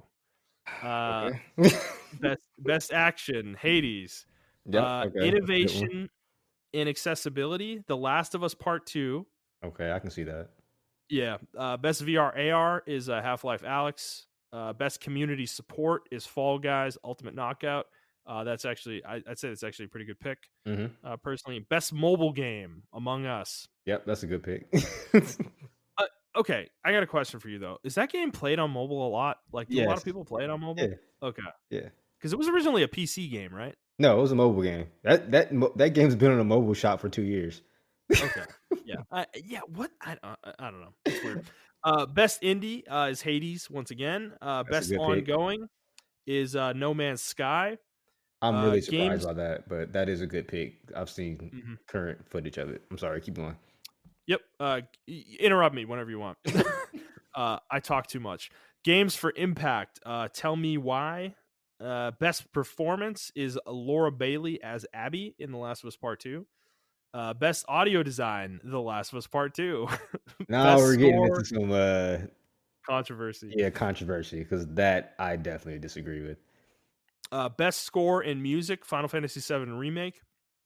Best art direction, Ghost of Tsushima. Okay. Best narrative, The Last of Us Part 2. Mm. Best game direction, The Last of Us Part 2. Mm. And then game of the year, The Last of Us Part 2. So, yeah, this is why, I made the joke at the beginning of the show because The Last of Us Part 2 won a lot of rewards at the Game Awards. Where do you want to start, Montreal? You want to start there? Right there? Yeah, Last of let's Us just Part get 2? straight into it. Okay, let's go. Before I begin, this is a disclaimer. I do like The Last of Us 2 a lot. I think I gave like an 8 or 9 out of 10 when I played it originally, Yeah. and that still holds up. Hmm. I think it was as far as actually being a game, I think it was a drastic improvement over The Last of Us Part 1. There's Hmm. a lot of stuff that both characters can do, and they both felt differently. I played The Last of Us 1 before I played The Last of Us 2. I did Yep. not have this 4-year connection with Joel that a lot of the fans did. So when spoiler alert, when Joel died, Hmm. I didn't really take it as hard as everyone else did. So I didn't really care. I thought it did move the narrative forward faster. They were trying to get to a certain point, and I think they made their point with the narrative. That being Yeah. said, I can see how other people disagree with me on that. They could have done that a lot better, and they could have done it even without killing Joel. But uh, that's like a anecdotal type, subjective type thing. I mean, all this is subjective, but uh, yeah, they could have handled that differently. However, I do not think this is game of the year. Honestly, I think Hmm. Ghost of Tsushima was robbed. That's my personal game of the year. Well, For me, it's not my personal game of the year, but out of the category that was shown, I would have thought that got game of the year or Final Fantasy VII Remake. Hands Mhm. down, one of those 2. Right, I did not right. think that, The Last of Us and, I'm sorry for my rant, but the game direction one, that one really pissed me off. That Uh, pissed a lot of people off. That yeah, one's kind of insane to me. yeah, that one to me, that's the most controversial one, more than the game of the year one, because they put not only did they have people in crunch when they were doing this, so that's bad direction off rip right there. Um, the game could have been handled a lot differently as far as direction. The game story narrative was really good, but they handled this game like a movie, which is kind of easy to do in my opinion. Not saying that game development is easy. I'm just saying when you're following a certain narrative that's already familiar to people, it's easier to do it. Whereas with Final Fantasy VII, they took a first disc, the first hour of a game, 3 hours maybe, I think, and they stretched it out to 35 fucking hours of gameplay, Mhm. even longer if you want to Yeah. play that. That in the game was cohesive. There were barely any down moments, and everything made sense. They fleshed out characters that had like maybe one or two lines in the first game, and they fleshed them out and made you love these characters. That's great game direction to me. It's insane how Last of Us Part Two got more direction than Final Fantasy VII Remake. That's insane to me. That's all I gotta say. Yeah. So, to me, I'm not a big fan of reward shows. I never cared about, like, the Oscars or the Golden Globes or any of those kinda shows because I don't really they just feel like, I don't wanna say rigged, but they feel like there's, like, a narrative behind them, you know? Yeah. And I feel the same thing happened here, and I think it's even more overt here because the Last of Us Part Two was a very divisive game. Like everybody that was paying attention at that point in time, or played this game, or even talked about this game, knows that, right? This game was probably one of the most divisive games that I have ever seen in my like entire life. And that is a big statement too, by the way. There's been a lot of really controversial games over the years, Yeah. but I don't think I've ever seen a divide with a game quite like The Last of Us Part Two, and it was a very vicious divide, Oh and there yeah. is a very vocal group of people who fucking hate that game, and they have every right to dislike the game. I'm never gonna say they don't because they do. The game has issues, and I can understand why a lot of those issues kind of prohibit people from enjoying the game the way I did or the way Montrell did, and that though became a narrative though within the game industry and games media who are the ones who vote on these awards. They get a 90% uh vote versus the 10% of the fan vote. So Mhm. basically the split is um 10% of the vote weight is towards the fan vote, which happens online prior to the game awards. Yeah. 90% of the vote weight is weighted towards games media, who I don't even know what the criteria is to be a voter, but I'm assuming it's literally one of these things where it's almost like a boys club kind of thing. Like if the game awards as an organization decides that you get to be a voter, you're a voter, and that's literally probably it, I don't know. Maybe it's more strict than that. Who knows? I don't know. They don't really say. So the thing about it though is that like games media loved The Last of Us Part 2. And I think I don't think this is like an overt, like they weren't trying to do this actively, but it's probably a subconscious thing where they're like fuck the haters and they want to push this game and make sure it gets the accolades they believe it deserves. It just feels like a narrative driven thing for me because the fact that Ghost of Tsushima literally won one award for fucking art direction. Are you kidding me? And it's like it was in the category of best action adventure with The Last of Us Part 2 and it couldn't even win that. Like, come on, guys, are you serious? Like, if you think Last of Us Part Two is Game of the Year over Ghost of Tsushima, sure.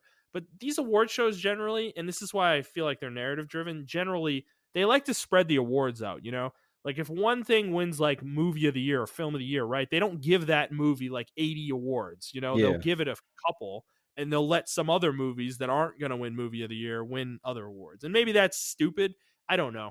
But it's like in this case though, the fact that the opposite happened, where one game won a shitload of awards over other games, it just makes the whole, it just calls into question the whole thing. It's like, because even though I think Last of Us Part Two is a really, really good game, um, I don't think it was Game of the Year either. And even if that's subjective, I don't think it deserves all the awards it got. That's kind of my problem with what happened here. Is that this game got so many awards in major categories too, dude. It's like, it's not like it won a bunch of minor, like, small awards. It won best audio design, best action adventure game, best game direction, game of the year. Like, these are major categories that it's winning. And it's like these other games just got snubbed as a result. Like Ghost of Yeah. Tsushima, Sucker Punch. I don't. They probably don't care that much, but it's like they should be pissed though. If they do care, they should be pissed that they basically got snubbed here.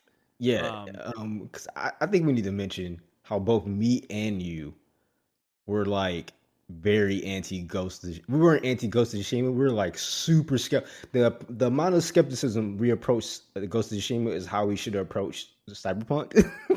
yeah, right. Uh, but, yo, like, this game totally it came out of nowhere, and everyone was blown away by how quiet this game just came out of nowhere. I mean, they were announcing it, but everyone was, like, looking forward to Last of Us Part 2, and when this game came out, the the design, the direction of the game is just phenomenal. I think, honestly, for game direction, probably Ghost of Tsushima could have won just because, in my opinion, the fucking waypoint, how you look at the waypoint on your screen is just fucking Mhm, phenomenal. Who thought of that? right. The wind is your guide. Like, that's how you do waypoints. Now, when I play other games, I'm almost disgusted that I have to put a waypoint on my screen. Like, ugh, Spider-Man, like, what so what is this? so ugly. Yeah, like I I don't know. Like you said, like action adventure. I don't know what was the categories for action adventure. What was the games for that? Let me check real quick. Hold on, let me go find them. It was. Oh, okay. You got Assassin's Creed Valhalla, Ghost of Yep, Tsushima, Miles Morales, Ori and the Wisp of the Will of the Wisp, and then Jedi Fallen Order. Fallen Order to me was a fucking sleeper hit. So you're telling me that's that crazy. The Last of Us is better than Fallen Order, which everyone agrees is like came out of nowhere. Another game that came out of nowhere. I didn't play Ori, but I know a lot of fucking people that would die by this game. They're like, "Yo, Mhm. this game is the shit." Spider-Man Miles Morales. You're telling me that this game's a better action adventure game than Spider-Man Miles Morales? Yeah, so let me read the subheading here on what their criteria were for what they're considering best action adventure game. So, quote, for the best action adventure game combining combat with traversal and puzzle solving, end quote. And you're gonna sit here and tell me that The Last of Us Part 2 is better than Spider-Man Miles Morales in that regard? Like you're like, that's a joke, you know? Like, that's an absolute joke. Traversal in The Last of Us Part 2 is a fucking cumbersome mess. It's annoying. Like, it takes forever to get through environments in that game because they're huge. And it's like, that is, to me, that's a negative point in that game. And the puzzles in The Last of Us Part 2 aren't good either. They're So it's like, not. what are we giving them? What are we giving them credit for? The combat, it's good third person action combat, but it's good. It's not breaking any new ground. It's not interesting. Like, it's not innovative, really. So to me, I don't know how this game wins this category, over these other ones. At least like Star Wars played like Sekiro in a lot of ways, but it like had its own unique flares to it, and it was a new experience for a Star Wars game. Yeah. And then Spider-Man, it's Spider-Man, dude. Like, we were talking about that a couple weeks ago, is that it's unfair to even compare other games, traversal mechanics to Spider-Man, but unfortunately we have to. So nothing compares to Spider-Man's traversal mechanics, period. Straight up, the end. No questions there. And then even Ghost of Tsushima, like, from a combat perspective, the game is insanely good. Yeah. Like, insanely good. Like, Last of Us has nothing on the gameplay of Ghost of Tsushima, in my opinion. Like, I know they're different genres, but in terms of my enjoyment level of each one, like, it's Ghost of Tsushima every day. Like, no question there. So I don't know. It's I think it's just frustrating. It's just frustrating that one game that is not like, I don't know how to say this. Like, because it's not an objective thing, right? This whole thing is subjective. It It's is just subjective. that's my problem with it though, is that it feels narrative driven, right? I feel like there's it almost feels like there's an agenda behind these awards. And I'm sure the Game Awards would deny it. Obviously, I'm not sitting here saying that games media got together in a Discord server and we're like, oh, we got to make sure The Last of Us Part 2 gets all the awards. I'm not saying that. But What that got leaked? Oh my god. imagine, dude. Imagine like there's like a secret Discord server that's like encrypted or whatever. But so I'm not saying that, but at the same time, though, that they don't have to overtly do that. It could be a subconscious thing that they're doing. Yeah. So that's kind of where I'm coming from it, is that this show is just like not worth the time, because who takes this seriously? Who's really taking this seriously? Because I'm definitely not. Frankly, I find it cumbersome to watch. Like, dude, because I knew we were going to talk about this week, so I was like planning to watch the show, and then I didn't watch it live, and I found a VOD, and it was like 3.5 hours, Oh and yeah. Yeah. I was like, are you kidding me? No, no, no, I am not wasting 3.5 hours of my life on this fucking award show. No, I'm gonna go find the trailers, the shit that actually matters, and then the rest of it, whatever. Like, as I don't care. Did you watch the whole show, dude? No, I came in like at the tail end of it, maybe an hour, Okay, hour and a half into it. okay. And were you bored out of your mind, or was it a fun time? Uh, it was okay. I had a Discord server like with people I was watching, so they made it really enjoyable to watch with. Yeah, So I was watching with my friends, and that was pretty cool. But I think if it wasn't because of them, like it probably would have been kind of boring. yeah. I mean, do you feel like it was bloated? Like even the Yeah, part you watched?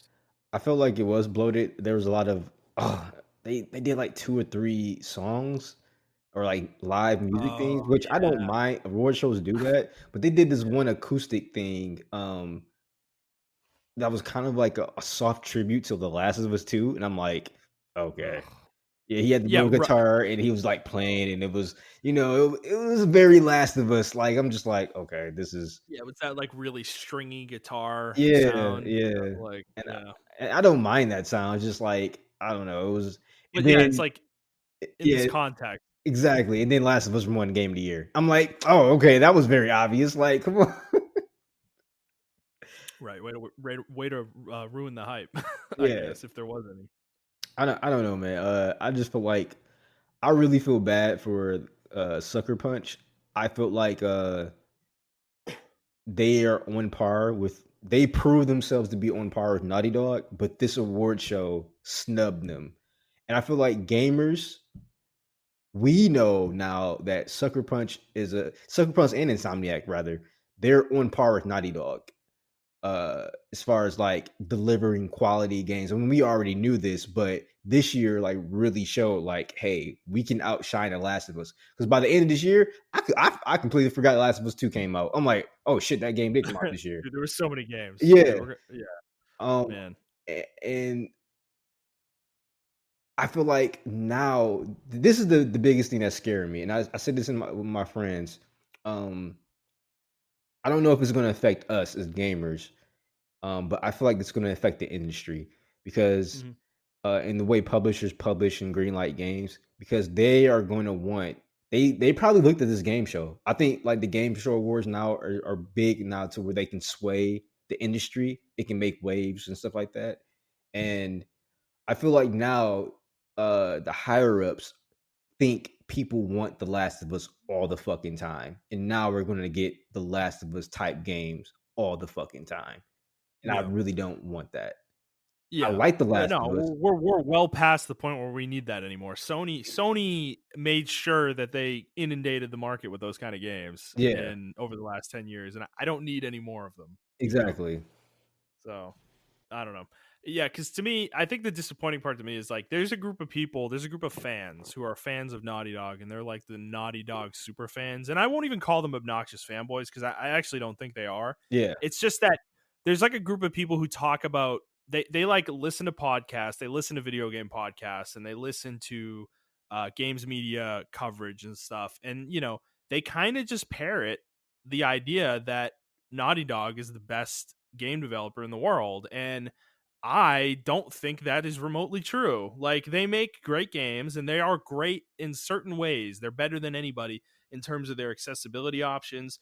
Graphically, they're absolutely incredible. Like, I don't understand how they make their great games look the way they do.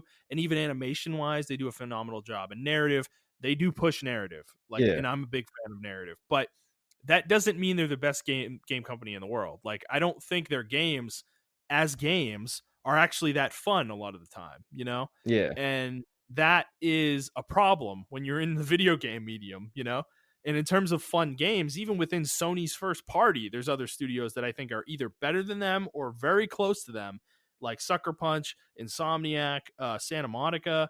Like, they have competition within their own sphere. And then if you go outside that sphere, I mean, you're throwing Monolith Soft in there, even Square Enix at times, you know, with like Final Fantasy VII Remake, has that kind of, you know, potential. And so I don't know. I just like it's annoying because it's pushing a narrative that already exists that I find irritating within the game space, and I don't want to see it pushed further, you know. I think But because you made a good point off Mike that they're trying to push the narrative that games are art and yes, video games yes, are yes, art. The thing is, mhm, just like actual art, there are different forms of it, and we need to express all forms of that same art, whether it right, not be the best form of art or the best, or whether it be the good, the bad. We need to express both forms of it or all forms of it. mhm, And to me, this was the most diverse year, probably yeah, second to like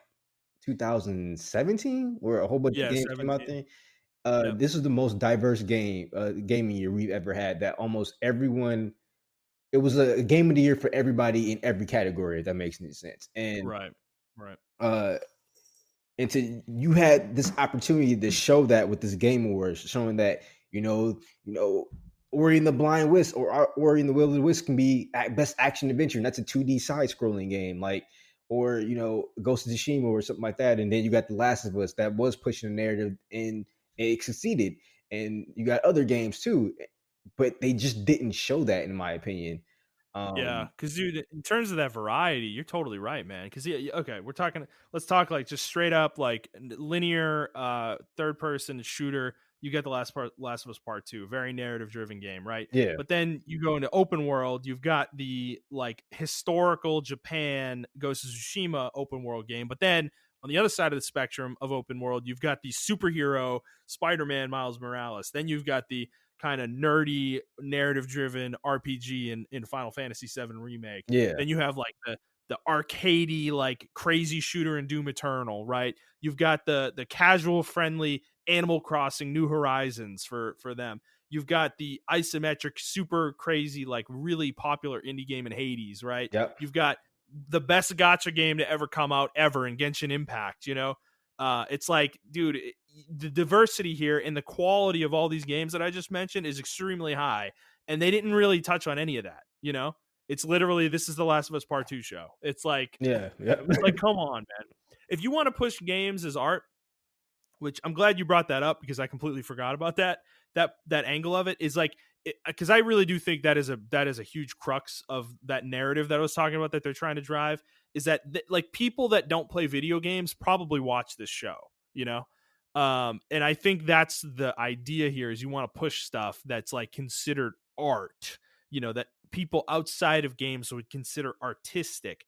But the thing is, why are we trying to like live up to other people's or expectations of what art is, you know? It's like we are gamers. We're the ones in we play these games. We determine like games are inherently art to us. yeah. So why don't we determine what that means? You know, what games are truly worth celebrating within that space. And I think all of them are, you know? And that's what the big part I think this Game Awards failed. I think not only did it fail in the voting aspect, because the voting is 90% media, 10% community, which is us, the gamers or whatever. I think it should have been a 60-40 or maybe a 50-50 split. Um, Yeah. in I my think they're opinion. afraid of that because bots can, you know, Oh yeah, I forgot really about bots. Yeah, screw with yeah, shit like that. yeah, But 10% is insulting. Why even bother yeah, at that level? You yeah, know, it's like exactly. there's no impact there. So I'd say Um, 30% or 20%, yeah, that's a something like that's that. a good thing. That's a good way. But I feel like even with their games media, we don't know who they. I mean, they actually have people. They showed the panel. Actually, it is a Mhm. very diverse panel. Um, as far as I know, is knowledgeable, but there are a lot of people I don't know. So I don't know their viewpoints, how they play games, how they digest games, and things of that nature. Then a couple of names I did see on there. I do know how those particular people digest games because I watched their podcast and Was, Greg Miller on there? Because yeah, he definitely wrote a really the good kind part of too. funny people are on there. Giant Bomb, Right. uh, IGN, and everybody like that. Like they're all of them were on there. So like I'm familiar with some of these news places and things of that nature. I know how they would vote. So um, Yeah, and they have an inherent bias towards these games. Like, yeah, yeah, I watched Greg's content for years. Like, he is like he can like whatever he likes, but he has an inherent bias towards Naughty Dog. It's like there's no question about that. yeah, Like, 0. and that's And another person I call out, and I don't think he's a vote. He definitely wasn't a voter, but it's like Colin Moriarty, who used to do podcasts with Greg.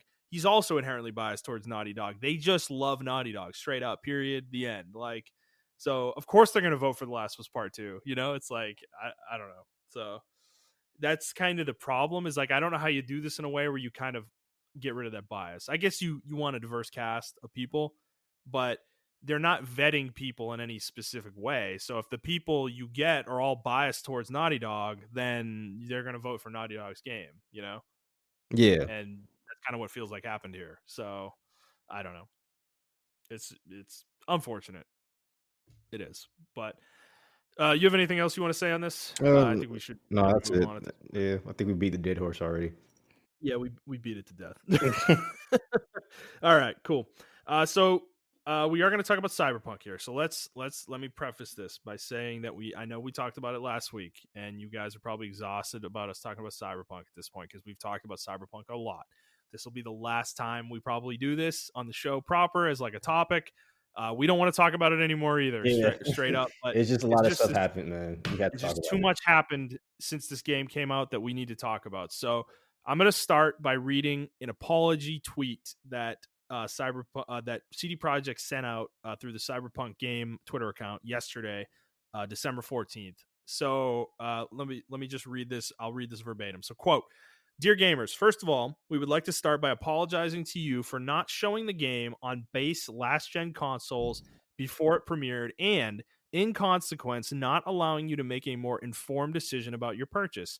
We should have paid more attention to making it play better on PlayStation 4 and Xbox One. Second, we will fix bugs and crashes and improve the overall experience. The first round of updates has just been released, and the next one is coming within the next 7 days. Expect more, as we will update frequently whenever new improvements are ready. After the holidays, we'll continue working. We'll release 2 large patches, starting with patch number 1 in January. This will be followed by patch number 2 in February. Together, these should fix the most prominent problems gamers are facing on last gen consoles. We will be informing you about the contents of each patch ahead of their release.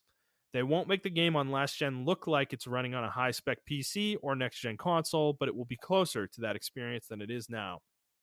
Finally, we would always like everyone who buys our games to be satisfied with their purchase. We would appreciate it if you would give us a chance. But if you are not pleased with the game on your console and don't want to wait for updates, you can opt to refund your copy. For copies purchased digitally, please use the refund system of PSN or Xbox, respectively. For box versions, please try to get a refund at the store where you bought the game. Should this not be possible, please contact us at help whatever they give an email address, and we will do our best to help you. Starting from today, you can contact us for a week up until December 21st, 2020. End quote. And then there's a PS here. PC gamers will also be getting regular updates and fixes improving the game. Montrell, what do you think about that? Uh, that last comment or one of the comments you said in there or one of the statements, give us a chance. Like, bro, we gave you 8 years. Like, I don't Yeah. understand what you need. This game was Right. announced in 2013. They went into production. They finally went into production after coming out of post production in 2016. So they had actual 4 years to develop this game. Mhm. And They got an additional couple months by pushing the game back. Okay, sir, you have to go now. I'm Oh, sorry. don't throw Silas out. Come on, man. Hi, Silas. And they had additional, time to do everything. Um, Honestly, they should have just pushed the game back. The way this game has been running on consoles, I've been seeing a lot of people try to defend it. Most of them are PC fanboys, or not PC fanboys, but PC gamers. I apologize. And yes, it's running perfectly fine for you guys. I mean, there's a couple hiccups here and there, but you won it, I mean, guys. I've heard that's not even true. Like I've heard there's a lot of people even on PC that are dealing with an extremely buggy game. It's not enough to make the game suck, but Yeah. it's really buggy. Dude, I've seen some videos on YouTube of like cars flipping through buildings, just showing up, appearing out of nowhere, flying into the middle of a cutscene out of nowhere, going through the floor. Like it just like This yeah, one guy the who game's was a mess. driving. I don't know why it was so fucking funny. Imagine you're just driving down the highway and then like a Oh my random NPC opens the door, like god, I appears out of saw nowhere, opens your I door, and saw just gets that. in. Oh, it's so funny. You're going like 130 miles an hour down a street. Like, dude, that shit was hilarious. So, dude, to me, this statement from them is this has got to be one of the worst PR statements I think I've ever seen from a I, company. I'll be I honest, cannot fucking Justin. believe they released this, I'll, dude. I'll be honest, Justin. There's nothing they could have said that could make this even better. Yeah. No, but dude, they literally admitted. They fucking admitted here that we should have paid more attention to making it play better on PlayStation 4 and Xbox One. No shit. Dude, are you serious right now? This game was delayed 3 fucking times because of its performance on these consoles. Like we were talking about stories way back in fucking May about the You're performance of the right. game on the old I do remember consoles. you made a comment Dude, saying, "Dude, I don't think these games, this game's gonna be able to run on the Xbox One." I've been saying this for months. I've been saying it for months because I know how this goes, dude. Like we did this with Watch Dogs back at the beginning of this generation. We've done it with countless games at this point. The games they show are not the games we buy generally. Like that is like it's becoming it feels like something that hadn't been a problem for a few years. Like I feel like the last few years developers have been a lot better about this, but CD Projekt went full Ubisoft with this game. Like they showed a game that doesn't exist. Like they literally showed a game that doesn't exist. Yeah. All the pre-release coverage is fucking bullshit. It's all bullshit. The 45 minutes of gameplay that nobody's playing that game, dude. Like what I can't fucking fathom. I cannot fucking fathom how this happened with CD Projekt because they're the good guys. They're supposed to be the good guys. They're the guys that are pro consumer. They love us. We love them. Oh, good guys, CD Projekt. And here they are doing some of the worst shit that the gaming industry can do, Yeah. showing fake ass gameplay, not disclosing the state of a game. Dude, the fact that we didn't see the game running on a PS4 or Xbox One pre-release, and that is the platform, those are the primary platforms this game was being sold on. I guarantee you 75% of the copies of this game were sold on those fucking platforms. So that's Like, are you kidding me? what I want to talk about real quick. I see a lot of That's people saying, ridiculous. yeah, no, that's correct. Like I see a lot of people saying this, and I think it's the most disingenuous argument I've ever seen in game Yeah. history. Because this is the only time this has kind of happened in gaming. People were saying, well, of course it's not going to run on 7-year-old consoles. What did you guys expect? Get a next gen or build a PC. Holy fuck. And I don't normally I would be like, man, you're right. Whatever. They kind of market this towards next gen, but they made a last gen port version of it. So I Yes, they did. understand why you're saying that, but this is not the case. This was designed. This has been marketed. They Yeah. started this in 2016 or 2013. Honestly, they had Yeah. no idea. I think people started getting development kits maybe what in 2017 for X Oh, no. Dude, 2018 probably at 2018. the earliest. Yeah. So nobody knew about this. Knew about the PS5 or Xbox Series X. Specs. Right. So yeah, specs wise, no one knew what we were dealing with. This game was intended for PS4 and Xbox 360, Xbox One. What they should have done was, hey, we're going to release it on PC first, and then a year later, it's going to come to like you said they Yeah. did with The Witcher, correct? Because I didn't play The Witcher straight out the gate. The Witcher 3? Yeah, The Witcher No, 3. it was simultaneous. The Witcher 3 Simultaneous? was simultaneous. Okay. Yeah. Maybe I'm thinking about The Witcher 2 then. I think that came out You might first. be. You definitely are. Yeah, The Witcher 2 was not on consoles. It came out on Xbox 360, I think a year or 2 years after it came out on PC. Okay, yeah, they I think they should have done that, Mhm. because, yeah, the ambition behind this game was just when I was looking at it, and this is why I was so skeptical of the game because it was just too good to be true. I'm like, It was promising too much. yeah, and I'm looking at this game and I'm like, this game looks fucking phenomenal. There is no fucking way this is running on a PS4. My PS4 wants to blow up when I'm playing fucking Monster Hunter World. Are you Yeah, serious? right.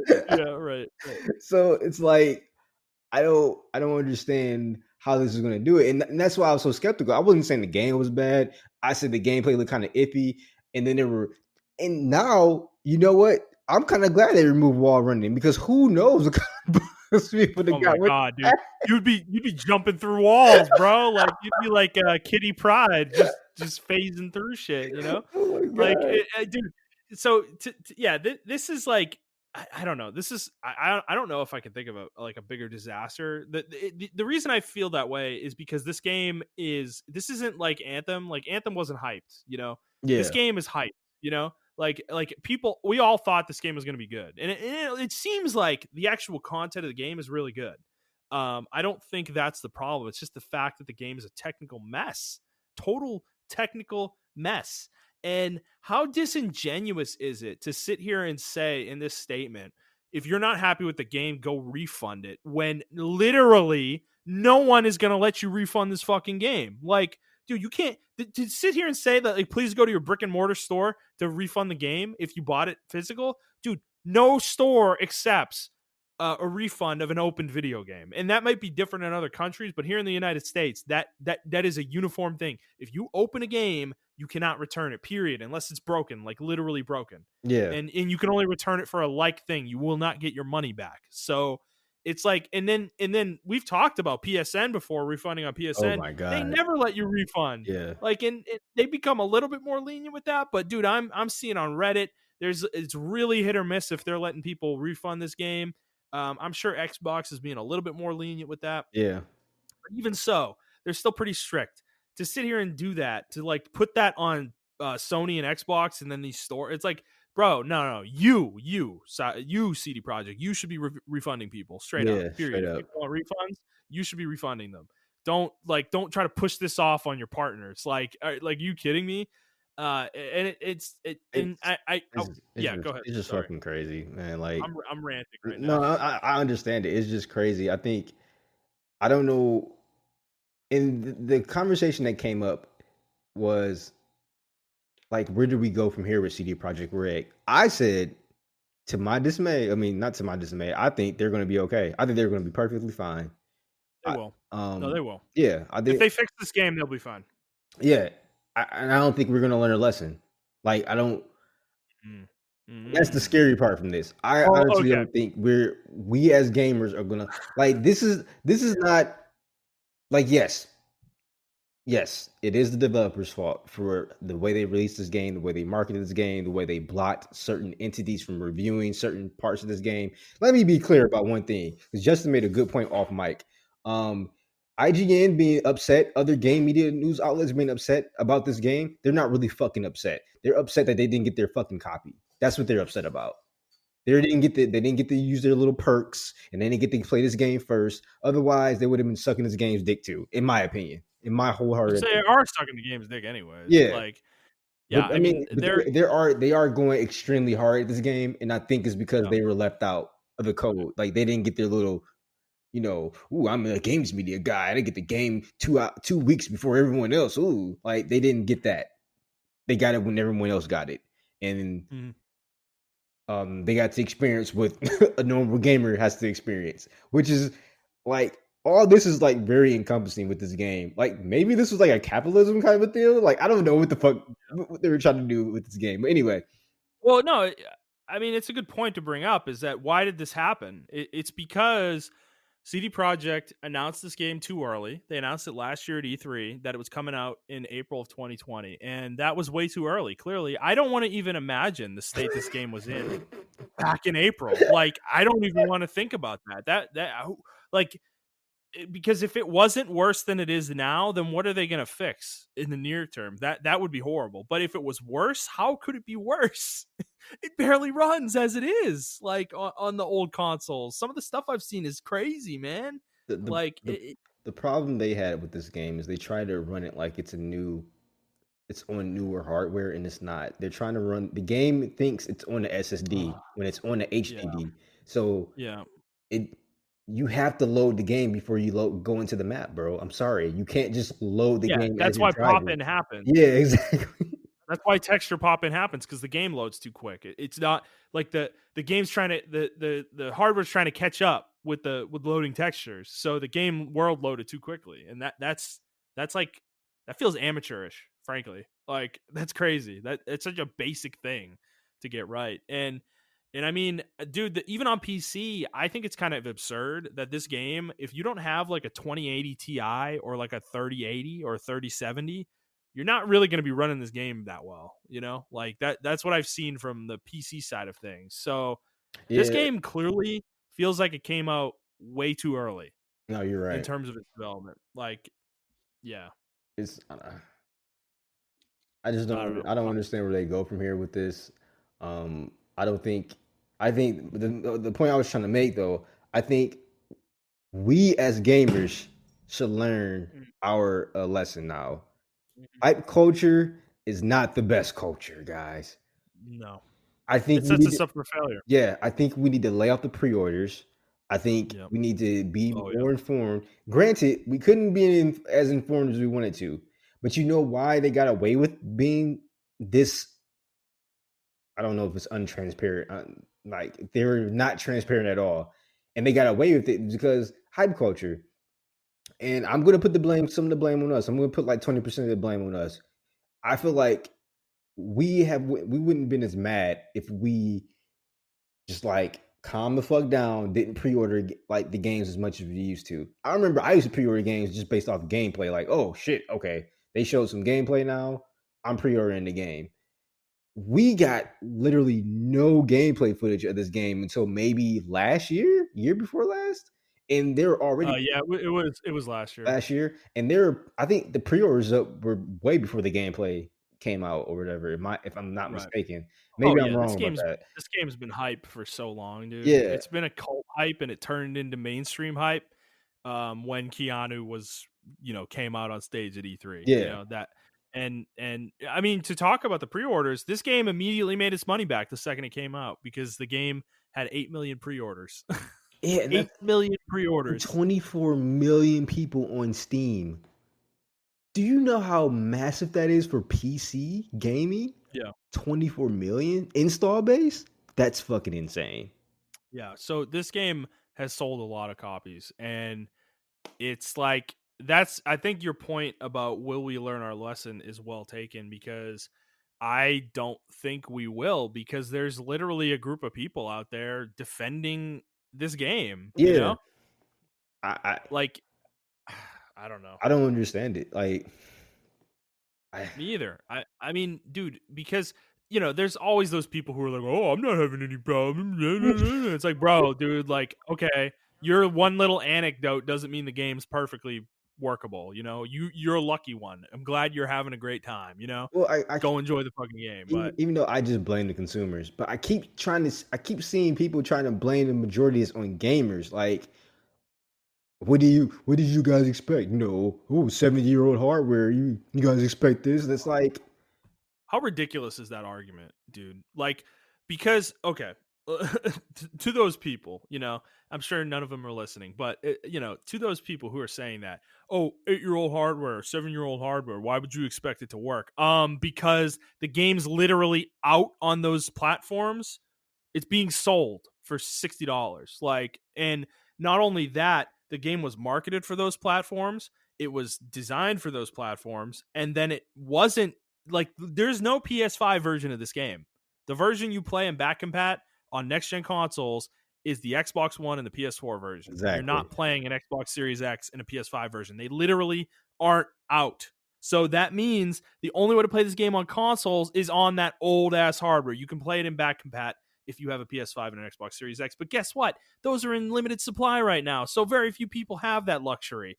So it's like the majority of the players playing this game are on those old ass consoles. And the fact that the game doesn't is like barely playable on them is unacceptable. That's completely absurd. And the fact that they hid that it was unplayable is that's where the shadiness comes in. That's why we shouldn't forget this, because CD Projekt literally withheld the truth. Exactly. They hid that fact from us so that they wouldn't lose pre-orders. And that's the reason this game's coming out right now, because they knew if they delayed it again, they were going to start losing money on it, they were going to start losing pre-orders, and they didn't want to do that. So they just it's money, dude. Like it comes back to what you like, the capitalism thing, dude. Like it was literally about making money. Every decision they made on this game was about making maximum money, withholding the gameplay footage of old consoles, delaying the game 3 times but not delaying it again, like not delaying it into next year. That's money driven. All the marketing this game got, the fact that they showed a perfectly stable game multiple times with multiple different demos, and there was no indication that this game had any issues whatsoever. It's all lies. It was all lies. It's all fabricated, okay? In order to sell a product that was insanely hyped, and it worked. It worked. It worked. So that's the thing going forward, is that it is going to affect their next game. Whatever their next game is, I kind of don't care what it is.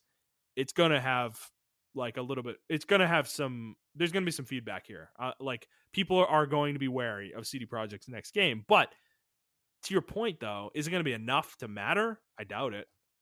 I doubt it. If they announce Witcher 4 at E3 next year, the internet's going to lose their fucking mind. I, I, They are. I think the internet's gonna lose their mind. They are, honestly. But it's gonna be like, I would say about 45% of people were like, I don't know, man. That you know, or you know what? You're right. They may be like, well, that was last gen. That's why it was so fucking terrible. That's why that Oh really, my God. that really. So Yeah. I already see the excuses coming in because I just did that in my head, like just that Yeah. quickly. Yeah. Um, I mean, they'll rationalize it. yeah, and they're gonna rationalize it, and we're not. I think the biggest thing is for us, we need to look at, we need to be more cognizant of embargoes, like these review embargoes and shit like that. I think we need to be well informed Yeah. about that shit because that That shit. shit is very informative Yes, to the state of the game. exactly. What they do with that, because oftentimes games that put the embargo either on the release date of a game or the day before generally are not in a good state. Yep. They don't want you to know. And Cyberpunk was 4 days before I think the game came out. But the fact that they didn't they sent no review code for console and literally only PC should tell you something. Well, yeah, I think that the embargo for the console didn't come up until the game was released. Yeah, straight up. Yeah, Yeah. so like I think we need to be more cognizant of that, and I think we need to fucking chill in the pre-orders. Like, I don't know how many times we go through this shit. We did it with Anthem. We did it with fucking this game. We do it with every fucking Call of Duty Mass game. Effect Andromeda. Mass Effect Andromeda. We do this with every game. Uh, every Call of Duty that comes out, and the people are like, "Oh, this Call of Duty fucking sucks." Black Ops right now. Like, oh, this Call of Duty sucks, and I pre-ordered it, and I got the $150 edition. Like, stop. Like, I understand that you want this game as soon as it drops. I get it. I'm a gamer just Yep. like y'all. But we have to chill out on the pre-orders. Because if they make a Yep. game, all they gotta do is announce a game, then y'all pre-order, and then they ain't gotta really worry about it anymore. Like, I got your money. yeah, Right. I got your money already. And we this comment I saw on Twitter perfectly sums up how I feel. We wouldn't even accept this from movies. If we went into a movie theater, we went saw see Endgame, and Thanos is still in T form, like he's still in T form. He's like swinging at fucking Iron Man, but he's still in T form, Yeah. right? He's like a wire. He's like a Yeah, wireframe. he's like a Yeah. wireframe, half his textures missing and shit like that. We Yeah. would be, they would literally have to give refunds back because they probably wouldn't the first week, right? The people were going to see that movie, it will be review Mhm. bombed. it would just be a disaster for that movie theater. Like even the Yeah, movie theater themselves, or not the movie theaters, but the people of the studios would be like, will have to take action. Like they take action on this sort of stuff. Like look at Star Wars. They take action on shit like that. Like yeah, fucking a great example of this is Sonic the Hedgehog. When people saw Sonic, we were like, what the fuck is this monster on the screen right now? And they went back and designed it. And that wasn't even a huge thing. Like the movie was done. This game's done too as well, but it's we can't defend it. Like I understand CD Projekt Red was supposed to be the saviors of all saviors and all of this shit like that. But we as gamers have to do better. We have to have a backbone. It doesn't matter what studio does it. We have to have right. a backbone. Absolutely. We got to hold them accountable. Yeah. And I think your point about pre-orders is, I mean, it hits the nail on the head. The reason we have all these problems is because of pre-orders. Pre-order culture is why does a studio have to care the state their game is in when they have 5 million pre-orders in the bank or 8 million pre-orders in the fucking bank already? They know that, you know? They know that number. Like CD Projekt knew that number pre-release. So why do they care? Like what the state of the game is. They got your fucking money already, bro, and you can't return it once you open it. So GG, you've played it for 2 hours on Steam, too late. You can't return it anymore. PlayStation, they're not going to let you return it. Like Xbox might, but who cares? That's a small group of people, when you're taking all these other God platforms forbid into it comes account. on the Switch. So, yeah, right, exactly. Nintendo won't let you return literally anything ever for any reason, no matter what. So it's that the fact that pre-orders are the way they are the reason. I think that is the root cause Yes. of why these things happen. Like it is literally the root cause is because people keep pre-ordering games. Dude, I don't pre-order anything. The last game I pre-ordered was Mass Effect Andromeda, and that was the last time I pre-ordered a game. Same, And sir. before that, dude, I don't even remember the last game I pre-ordered before that. And that was like that was a weird one-off thing for me, and it ended up burning me. Yeah. So it's like why can't you, dude, just wait to release day? You know when it's coming out. That's what I do. Like Brigandine, even though I know I knew I wanted that game, I didn't pre-order it. I'm like, I'm just gonna wait till it comes out and see if there's any issues with it. And then okay, there wasn't, so I'm gonna buy it. There you go. Like, what's so hard about that? I think it's a thing like people don't want to have to remind themselves, or they have money at a specific point in time, and they're like, oh, I don't know if I'll have money when this game comes out because we're all terrible at managing our money. Yeah, that's fair. So I think that's a fair which is assessment. fair, but the thing is though, that's not like that contributes to these issues, man. Yeah, it Like does. because why like that's what exacerbate they're trying to get you to pre-order when they're marketing these games pre-release. That's why they show you these sexy trailers, these sexy gameplay videos. They're trying to get you hyped so you'll go pre-order the game and they have your money at that point. Because how many people actually cancel pre-orders? I doubt very many do. you know and it's like that culture creates all of this, the marketing, the decisions to release a game when it's not ready, to be a to release a game in a buggy state that is broken. Oh, we'll fix it later. It's like, no, why are we accepting that? Why are we letting them say we'll fix it later? No, dude.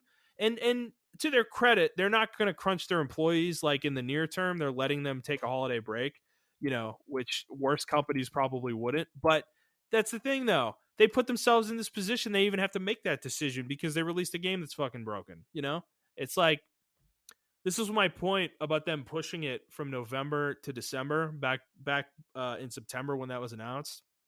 That's why I was worried, because it's such a short time frame. It indicates to me that this game's not like ready for prime time, and they're just trying to squeeze whatever time they can out of their development without actually pushing it to next year. And they went to the absolute final week they could with the release, and here we are. The game's a mess. The game's a mess.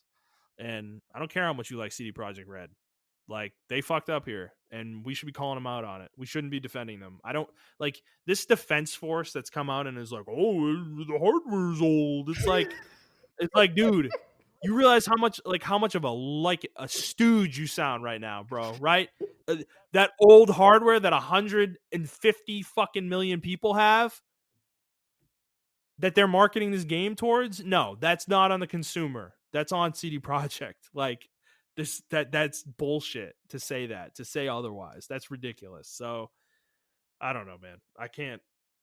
I'm not going to defend this game. And yes, like I know there's people probably listening.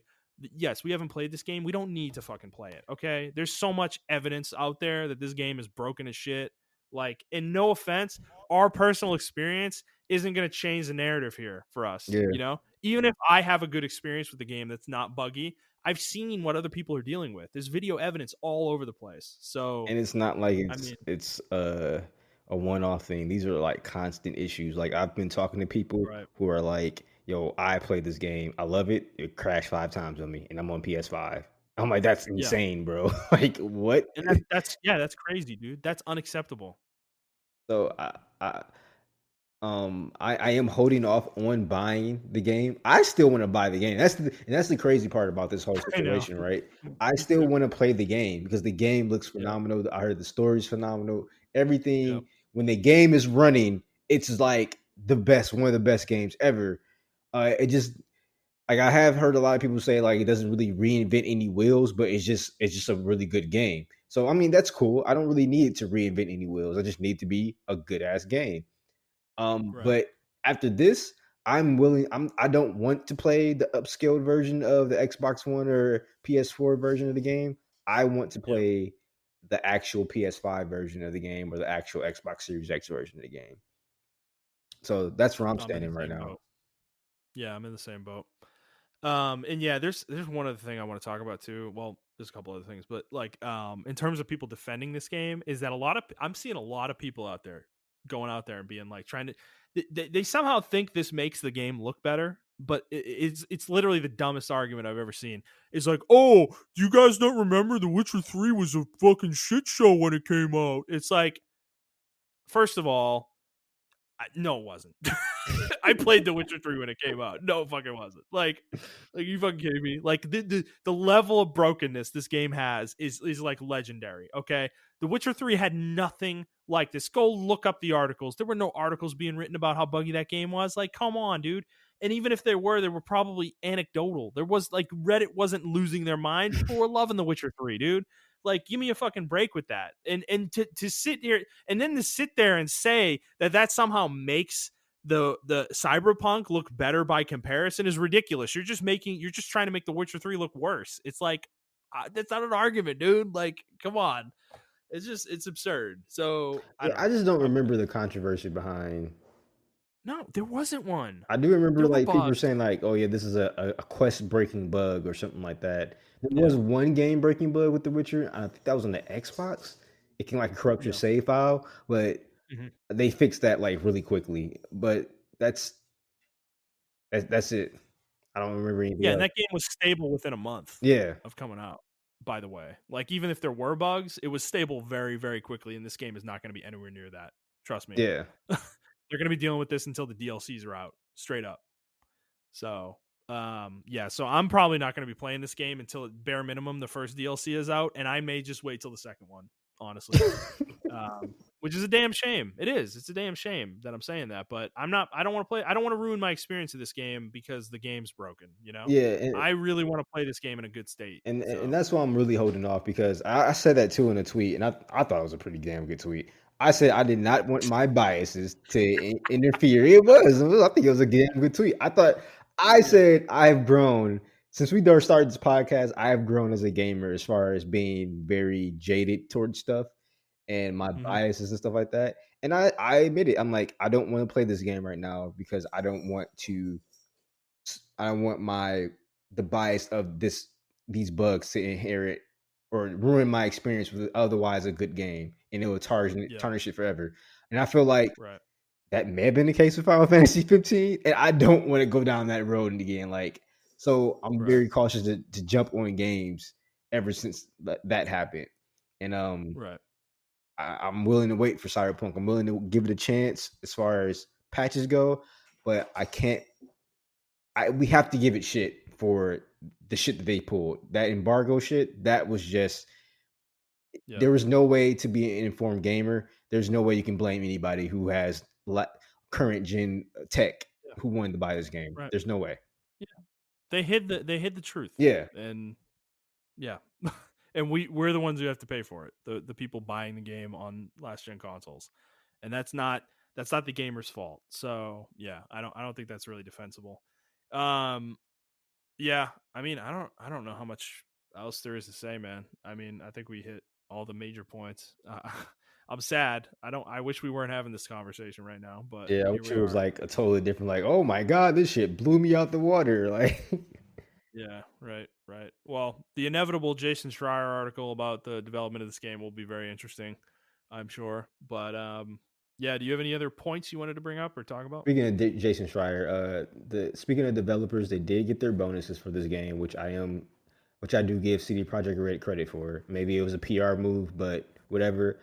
I really do Well, it was based off the Metacritic, which they decided not to base it off the Metacritic, which it's exactly. ridiculous they were basing it off the Metacritic at all. So hopefully that's a permanent change going forward because that's absurd. It should be based on copy sold, Yeah, straight up. and I do want to make one more point. Speaking while we're on developers, I feel really bad for them. I feel like this is not the vision they had when they released this game.